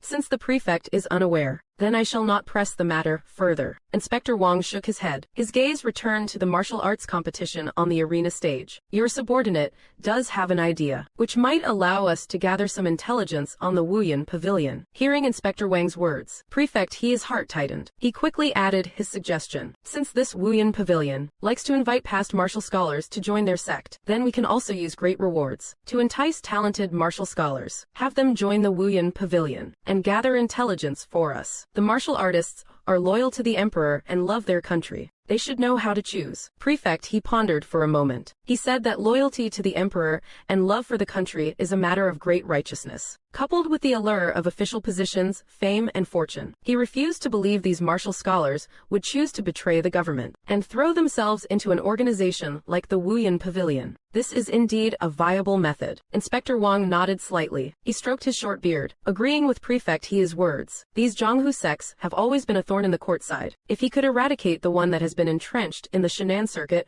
for many years, the great martial arts sect, the Wuyan Pavilion, it would be a significant political achievement during his tenure in the Shan'an circuit. After participating in the provincial martial arts examination, I returned to the Shan family estate. I waited for the Martial Examination Academy to post the results. I am confident in my performance in this martial examination. I believe that in the ranking of this provincial martial examination, even if I cannot make it into the top 10 and become a first-class martial scholar, I can at least become a second-class martial scholar. Brother Wei, bailiffs and runners from the prefecture yamen are here. They are waiting in the main hall. They are here to take you to the prefecture yamen. On the evening of the last day, the results were to be posted. Shan Yengu pushed open my door. With an anxious look, he said, since ancient times, the common folk have feared the officials. The yamen gates are wide open, but if you have reason and no money, do not enter. Even with reason, one should still be wary. Furthermore, I know I am not exactly beyond reproach. I have got a few skeletons in my closet. Being summoned to the prefecture office by their clerks this time most likely does not bode well. Master Shan is worried. He fears that the cat is out of the bag regarding what I did during the county exam. That is why the prefecture office sent men to the Shan residence to take me in for questioning. A summons from the prefecture office. Hearing Master Shan's words, a surge of panic rises within my heart. With my current status and strength, I no longer fear the Li or Huang families, but I am nowhere near ready to openly defy the government. However, after the initial panic passed, I managed to regain my composure. If the prefecture office truly intended to arrest me, they would not have sent a clerk to notify us so politely. Nor would they have given Master Shan time to rush to the side courtyard. Instead, they would have sent soldiers to surround the Shan residence immediately. Besides, while imperial exam fraud does happen, a case actually being brought to light is a once-in-a-blue-moon occurrence. From this, it is evident that the prefecture office is not necessarily here to seize me. They must have other urgent matters. What urgent matters? My brow furrows slightly. The only connection I have with the prefecture office is through the martial prefecture and provincial exams. Anything else is far beyond the reach of a commoner like me. It would be hard for me to get involved. Brother Yongguo, there is no need to worry. Nothing major should happen this time. I firmly grasp Master Shan's trembling hands. I try to calm him down. Many are exposed because of their own restlessness, rather than being detected by others. A few moments later, the tension leaves Master Shan. His complexion returns to normal. He nods to me, signaling me to head to the guest hall to meet the prefecture clerk. After all, he is a scholar. He has seen his fair share of the world. Once composed, he also understood the underlying logic. 15 minutes later, I arrive at the inner quarters of the prefecture office. I see over a dozen martial artists around my age standing in the guest hall. Instantly, a weight is lifted off my shoulders. I surmise that Prefect He gathering us candidates the night before the results are posted must mean there is something afoot. While waiting for a moment, Wei Fei, a martial artist from the same county, nudges my elbow. He asks me if I know the reason for this. I simply reply that I do not know. After entering the prefecture office, I strictly follow the principle of listening more and speaking less. Seeing my laconic response, Wei Fei loses interest in questioning me further. He follows my lead and stands in the corner to wait. A short while later, the chatter in the guest hall fades away. I lift my gaze to Prefect He, who is seated at the head of the room in scholar's robes. I have gathered all of you talented men today, because there is a matter I wish to discuss. Prefect He clears his throat. He signals the servants to bring chairs for the martial artists. Once everyone is seated, he speaks slowly about the governor's instructions from a few days ago. He says a sect called the Wuyan Pavilion has appeared within Shannan province. This sect is fond of recruiting martial scholars from each provincial exam as disciples. This act is undermining the foundation of the imperial court. It is an attempt to subvert the state. My eyebrows twitch imperceptibly. I secretly ponder Prefect He's intention in mentioning the Wuyan Pavilion. When I was in Qingmu County, I saw some martial arts schools and sects, but none had much influence. Most of what they taught was just flashy but useless showmanship. During the Marshall County exams, very few disciples from those schools could even make it to the prefecture exam. But for the Wuyan Pavilion to absorb martial scholars from every session, the strength of their top experts must be formidable. Though martial scholars are the lowest rank, they are still 1 in 100 warriors. I speculate to myself, inside Wuyan Pavilion, there might be martial masters of the internal Qi realm or even the innate realm. He paused for a moment. Prefect He continued, the reason I have personally selected all of you is that I believe you already understand the gravity of this situation. I have already discussed this matter with His Excellency, the governor. If you are willing to infiltrate Wuyan Pavilion as undercover agents, once Wuyan Pavilion is eradicated, those who contribute will be rewarded accordingly. Even those without merit will be promoted 3 ranks. With 100 acres of fertile land, the governor is even willing to offer an internal cultivation manual as a grand prize. Official rank, internal cultivation, and 100 acres of land. 3 massive temptations were laid out before everyone, including myself. It was impossible for anyone not to be tempted, but I quickly calmed down. Such lavish rewards from the government meant that this undercover mission was definitely no walk in the park. It might even cost me my life. I have a family now. I need to serve as an official and earn money to redeem Xinhua. I truly cannot afford to take such a risk. Moreover, as for status and wealth, I am confident I can obtain internal cultivation manuals by passing the next provincial martial examination. In the future, as a martial official, I could obtain them from the government anyway. Perhaps my master, Master Shan, even has one. There is no need to gamble with my life right now. Furthermore, with over a dozen people going undercover, the risk of a leak is inevitable. Once you enter the tiger's den, if things go south, no one will be able to save you. Soon, a martial artist stood up and asked if they could refuse. Prefect He nodded in agreement. A martial shusai holds a scholarly title. They are not required to kneel before officials. He could not just manipulate them at will. To punish a martial shusai, one needs a legitimate crime, and the case must be submitted to the Ministry of Justice for a ruling. Seeing someone refuse, the other martial artists began to waver as well. Noticing this, Prefect He gritted his teeth and raised the stakes. If you go to Wuyan Pavilion, besides the rewards mentioned earlier, I will add another 100 gold taels, and I will even marry my own daughter to the victor. Under such heavy rewards, 3 or 4 martial artists stepped forward, willing to go undercover. I looked at Fu Jijo, the martial artist who had led the refusal earlier. Seeing him remain unmoved, I felt relieved. Prefect He's increased offer still could not sway me. I kept my training motto close to heart: use the martial path to gain rank and status, but avoid unnecessary conflict and strife. Survival is paramount. I have a bright future ahead of me. There is no need to throw my life away for some rewards. Seeing that no one was paying attention, I walked up to Fu Jijo. I nudged his elbow. Brother Fu, do you still stand by your decision? I feel the same way. I know that refusing alone might easily offend Prefect He, but if we unite to apply pressure, we can minimize his resentment toward us. Hearing this, Fu Jijo's brow relaxed, and he looked at me with more friendliness. I think exactly like you. First, a conspiracy involving a dozen people is too risky. Second, I am not interested in those rewards. Third, Prefect He only has 1 year left in his term here in Qingfeng Prefecture. Finding Fu Jijo to be a kindred spirit, I began addressing him as Brother Fu. Fu Jijo suggested we bring a few more people in. It would be best if we can get 4 or 5 of us. I nodded in agreement. The more people we have, the less pressure we will face. I found Wei Fei and explained our intentions. Wei Fei agreed immediately, and Fu Jizhou also brought over his friend Ko Liang. With the four of us gathered, we represented a third of the martial artists present. I now felt confident enough to refuse. Fu Jizhou then suggested that after leaving the yamen, we should become sworn brothers and support one another from now on. Wei Fei, Ko Liang and I stayed close together and responded in unison. Prefect, he was flanked by a large number of martial masters. He looked secretly pleased with himself. Little did he expect the four of us to step forward with heads held high. We cupped our fists and said, Prefect, the four of us are naturally dull-witted. We are not suited for an undercover mission at the Wuyan Pavilion. We humbly ask for your permission to decline. The entire hall fell into a dead silence. Every pair of eyes was fixed upon us. Fu Jizhou took the lead and spoke. Your Excellency, you have gathered more than 10 people here. If word of this were to leak out, our lives would be in peril. I beg your pardon, but we find it difficult to comply with this order. Prefect, his face darkened slightly. He recognized Fu Jizhou, yet he did not lose his temper. Instead, he smiled and said, as this official stated before, refusal is permitted in this matter. If Master Fu wishes to withdraw, I shall not go back on my word. The gathered martial masters broke into a commotion. They had not expected Prefect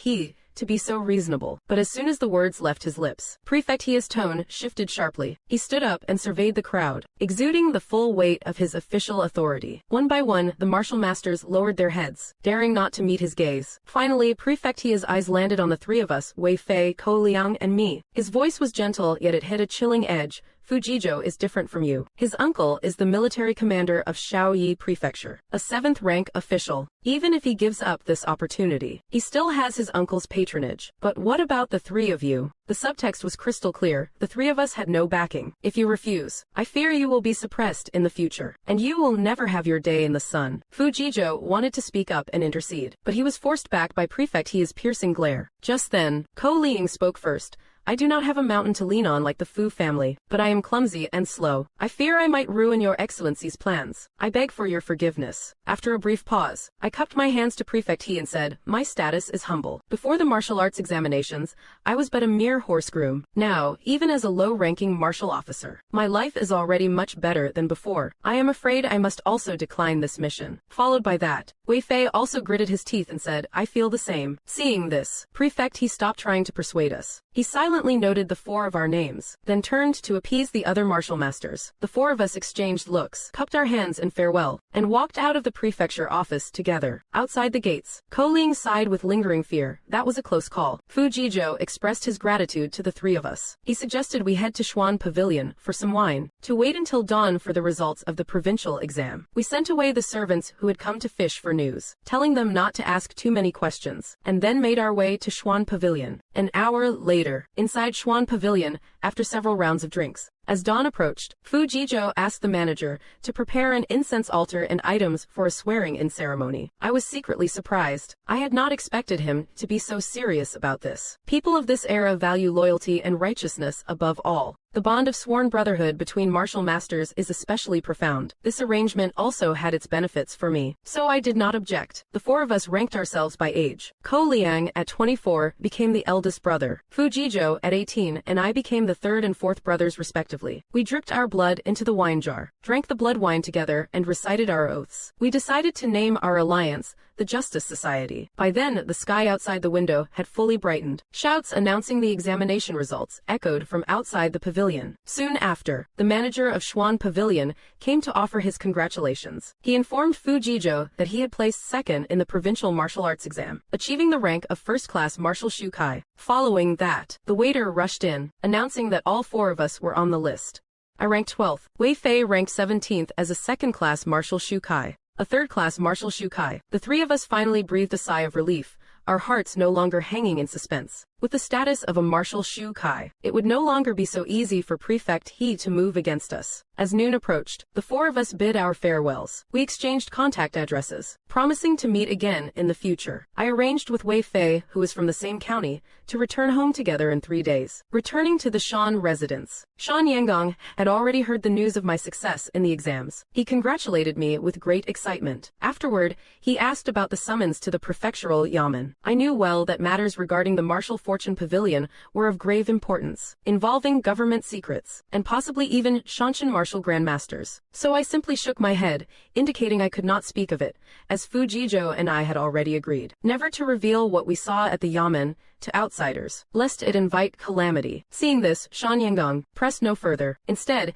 he asked about the martial artists I had left with. I told him the truth about our sworn brotherhood. He expressed his great admiration for this. I told Shan Yanggong that I would return home in 3 days, asking him and his wife to prepare the gifts intended for my master. 3 days later, Wei Fei and I rode fast horses together toward Qingwu County. During our conversation on the road, I learned that Wei Fei was ostensibly the young master of the Wei family in the county town, but in reality, he was the adopted son of the Green Tiger Gang leader. I was curious why I had never heard of the Green Tiger Gang in the county town. Wei Fei pulled his reins tight, a self-mocking look on his face, noting the government's overwhelming power. What gang would dare to operate in broad daylight? Our Green Tiger Gang is nothing more than hired muscle kept by the yamen. If we showed our faces publicly, it would be a direct insult to Magistrate Chen. The distance between the prefectural city and the county town was nearly 100 miles. As dusk fell, Wei Fei and I managed to reach the city gates just 15 minutes before they closed. We entered the city of Qingwu County. We bid each other farewell at the crossroads, each heading to our respective homes. I did not linger in the county town, leading my green-maned horse straight to the Li residence. This time, the entrance to the Li residence was different from my last visit. It was no longer bustling with a crowd of carriages and horses. It appeared somewhat quiet and desolate. I waited at the side gate for a short while, before being led by the maid, Chun Lan, into the inner chambers of the Li house. Brother Wei, did you manage to rank in the provincial exam this time? Chun Lan, who was leading the way, stopped in her tracks. She turned to look at me, lowering her head as she asked in a soft voice. Her expression was calm, but the hand clutching her handkerchief trembled slightly. After succeeding in my martial arts training, I could easily observe such minute movements. Ranked 12th in the provincial exam, a second-class martial shukai. I replied truthfully. I could roughly guess what was on her mind. After all, we were both servants of the Li residence before. Seeing me achieve such status now, it was inevitable that her heart would be stirred, but I felt no resentment, viewing it simply as human nature. As long as she harbored no ill intentions, it was fine. Hearing this, Chun Lan looked visibly stunned. Upon further reflection, it seemed only natural.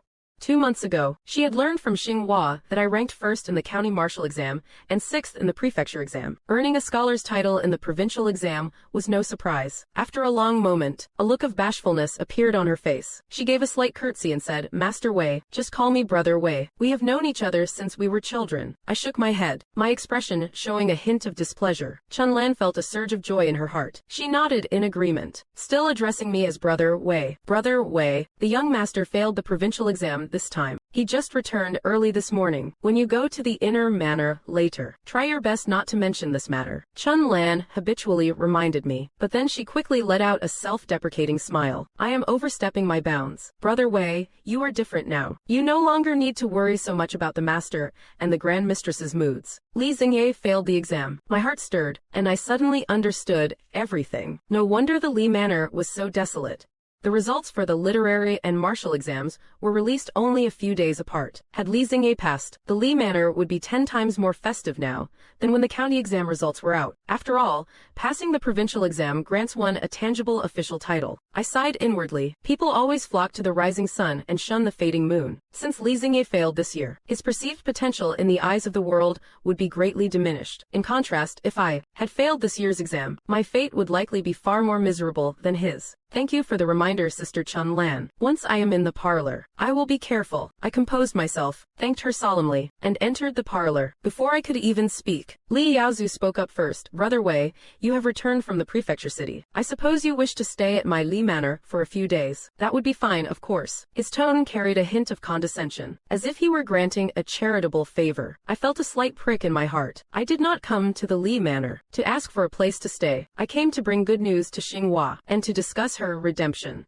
While in the prefecture city, with the help of Master Shan, I took up work as a scribe and saved up some silver, though not enough to buy her freedom yet. It was more than enough to stay at an inn. But remembering Chun Lan's warning, I ultimately restrained my temper and did not offer a rebuttal. The Li family once showed me kindness. Right now, Li Yaozu and his wife were despondent over Li Xingyi's failure. There was no need for me to provoke them intentionally. The matter of Xinghua's redemption could wait for a better time. Besides, acting arrogant toward my former benefactors, the moment I gained a title, would not bode well for my reputation. Regarding the stay, I thank Master Li for your generosity. I pondered for a moment, then rose and cupped my hands in thanks. For today, I shall not disturb you both further. I turned to leave. After only a few steps, I ran straight into Li Xingye, who was heading toward the parlor. His hair was disheveled, his face was gaunt, and his scholar's robes were in disarray. Even his lapels and belt were not properly fastened. You scoundrel, look at the state you are in. What is going on here? Seeing the situation,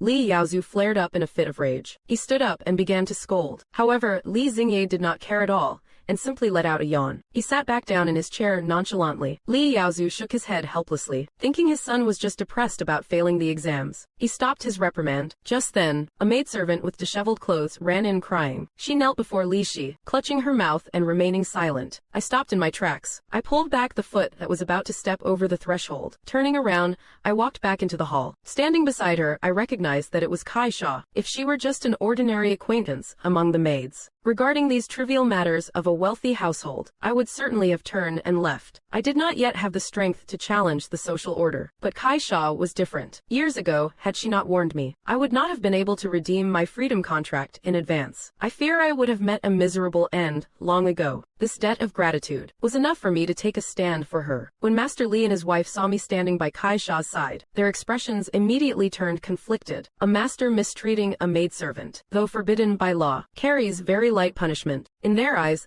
the law was nothing more than a dead letter. Under normal circumstances, Li Shi would scold Li Xingye a bit, compensate Kai Sha with some money, and the matter would be settled. But with me standing there, they had to consider the situation carefully. After a moment, Li Shi spoke to Kai Sha. What is done. Reprimanding Xingye will not help matters. State your demands. I will consider granting them accordingly. Aside from the position of Xingyi's legal wife, everything else is negotiable. The meaning behind her words was actually to warn Kai Sha not to dream of becoming a concubine, to avoid making things difficult for the mistress. Kai Sha stopped her weeping. She looked up at me for a second, then looked back at Li Shi.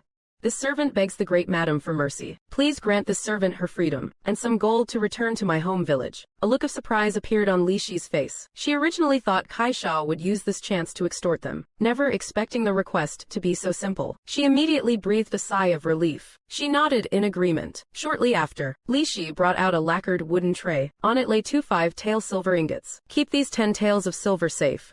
Inside the envelope are your indenture contract and your deed of manumission. Kai Sha kowtowed to express her gratitude. Seeing the matter was settled, I prepared to turn and leave. I thought to myself that since Kai Sha had her freedom and money, she would surely have a good life after returning home. However, Kai Sha suddenly stood up, picked up the silver from the tray, and said, "Great madam, Sister Xinghua and I have always been close. With these 10 taels of silver, I wish to redeem Sister Xinghua's freedom. I wonder if the great madam would allow it." As her voice trailed off, everyone's gaze in the hall shifted toward me. Li Yaozu and his wife looked at me, wanting to see my reaction.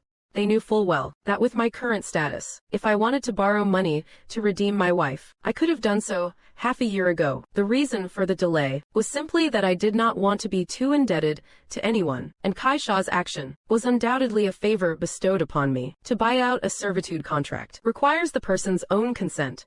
Li Yaozu chose his words carefully, clearly unwilling to agree. He still wants to use Xinghua to control me. A wife follows her husband. On this matter, I consent on Xinghua's behalf. I spoke calmly. This was the first thing I said after standing by Kai Sha's side. Though my tone was mild, it carried an air that permitted no doubt. I had originally planned to postpone buying my wife's freedom, but seeing Li Xingye in such a state after failing the exam, I truly could not rest easy leaving Xinghua in the Li residence. Kai Sha's suggestion happened to solve my most pressing problem. Moreover, this matter involves the Li family scandal. They certainly won't publicize it. Naturally, I had no need to hesitate. Li Yaozu and his wife heard the edge in my words. They were displeased but did not dare to lash out. Li Yaozu sighed inwardly. He shook his head, saying, "Of course not."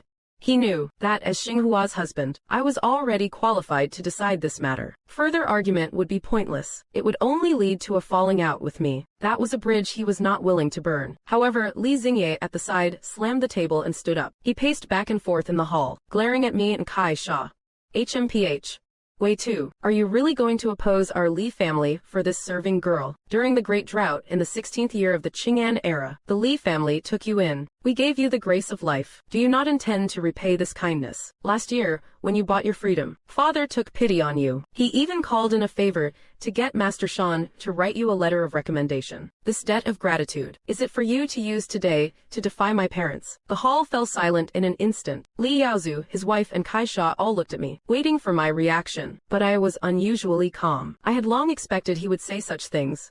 The Li family's kindness, I have never forgotten. When the opportunity arises, I will naturally repay it. After speaking, my gaze shifted to Li Yaozu and his wife. I waited for their answer regarding Xinghua's freedom. Li Shi quickly tried to smooth things over. Xingye failed the exam, and his heart is filled with frustration. His words were offensive. I hope Brother Wei will not take it to heart. As she spoke, she nudged Li Yaozu. Old master, go and fetch Xinghua's servitude contract. For both of them to buy their freedom today is also a joyous occasion. Li Yaozu took the opportunity to save face. He turned and went into the inner hall. Xinghua's freedom does not cost 10 taels. 7 taels is enough. Li Shi took out 3 taels of silver and placed them on the table. Then she leaned back in her chair, her expression somewhat dazed. After receiving Xinghua's servitude contract, I cupped my hands in thanks to Li Yaozu and his wife. Matriarch, it is not convenient to stay the night today. Another day, Xinghua and I will come to visit you both. Li Shi forced a smile and nodded in agreement. Li Xingye at the side did not act up again. He just sat there in silence. Kai Sha and I walked out of the guest hall. Chun Lan, who was waiting outside the door, watched us leave. After leaving the inner residence of the Li estate, we waited for Xinghua to pack her belongings. And so, we departed from the Li residence together. Brother Wei, thank you so much for standing up for me. If you had not intervened, I am afraid I would not have been able to redeem my freedom so smoothly. Kai Sha thanked me with the utmost sincerity. It was just a matter of mutual aid. You helped me back in the day as well. I offered her a small smile. While reputation is indeed important, I could not simply stand by and watch my benefactor be humiliated. The 3 of us arrived at a nearby inn, where we booked 2 lower-tier rooms. Xinghua asked Kai Sha about her plans for the future. Kai Sha pondered for a moment before speaking. I plan to stay with you and Brother Wei for now. Once Brother Wei takes up his official post, and if I am fortunate enough to meet a suitable man, I shall marry and start a family of my own. Xinghua nodded in agreement. She understood Kai Sha's predicament. An unmarried woman of the common folk cannot establish her own household. By staying with us, Kai Sha would at least have a family to rely on. The following day, I took Xinghua and Kai Sha to the county magistrate's office. I handed the 2 women's indentured servant contracts and certification letters to the registry clerk, Jian Liang. Jian Liang took out the civilian register and added their names under mine. He clicked his tongue in amazement. He knew I had placed first in the county marshal exam, but he never expected me to pass the prefecture marshal exam as well. So, you actually passed this year's prefecture marshal exam. Jian Liang's face showed his surprise, and his attitude immediately became much more welcoming. Brother Wei, that means we will be colleagues from now on. My name is Jian Liang. My family has served as clerks for generations. I did indeed pass. I nodded in response, cupping my hands in a polite greeting. I wonder if the list of this year's martial scholars has reached the office yet. It arrived 2 days ago. I will change your status from the civilian register to the martial register right away. Jian Liang offered helpfully. The process was completed very quickly. Just as we were stepping out of the registry office, we ran into Wei Fei, who had also come to update his records. Second brother, third brother, we exchanged greetings. I introduced Xinghua and Kai Sha to him. Wei Fei paid his respects with a touch of formal restraint. He secretly admired that I had not forgotten my humble wife after achieving success. He even promised to bring over a formal introductory gift tomorrow. After a brief farewell, I led the 2 women to the property agency. Under the guidance of the broker, we selected a small courtyard house. We purchased it for over 5 taels of silver. I am just borrowing this money from you. Once I receive my stipend as a martial official, I will pay you back in full. I made this promise to Kai Sha, in truth, for the cost of the courtyard. More than half of the silver had come from her. It was nearly her entire life savings. Days went by, and I still had not received my official appointment from the magistrate's office. I could not help but feel a growing sense of anxiety. I secretly worried about facing suppression from Prefect He. Just then, I received a letter delivered from Fu Jizhou. The letter stated, right after I left Qingfeng Prefecture, an elder from the Wuyan Pavilion approached him. They wanted to invite him to join the Wuyan Pavilion, but he had flatly refused. At the end of the letter, Fu Jizhou gave me a solemn warning. You must resist the temptation at all costs. Do not join them just because of the benefits that the Wuyan Pavilion promises.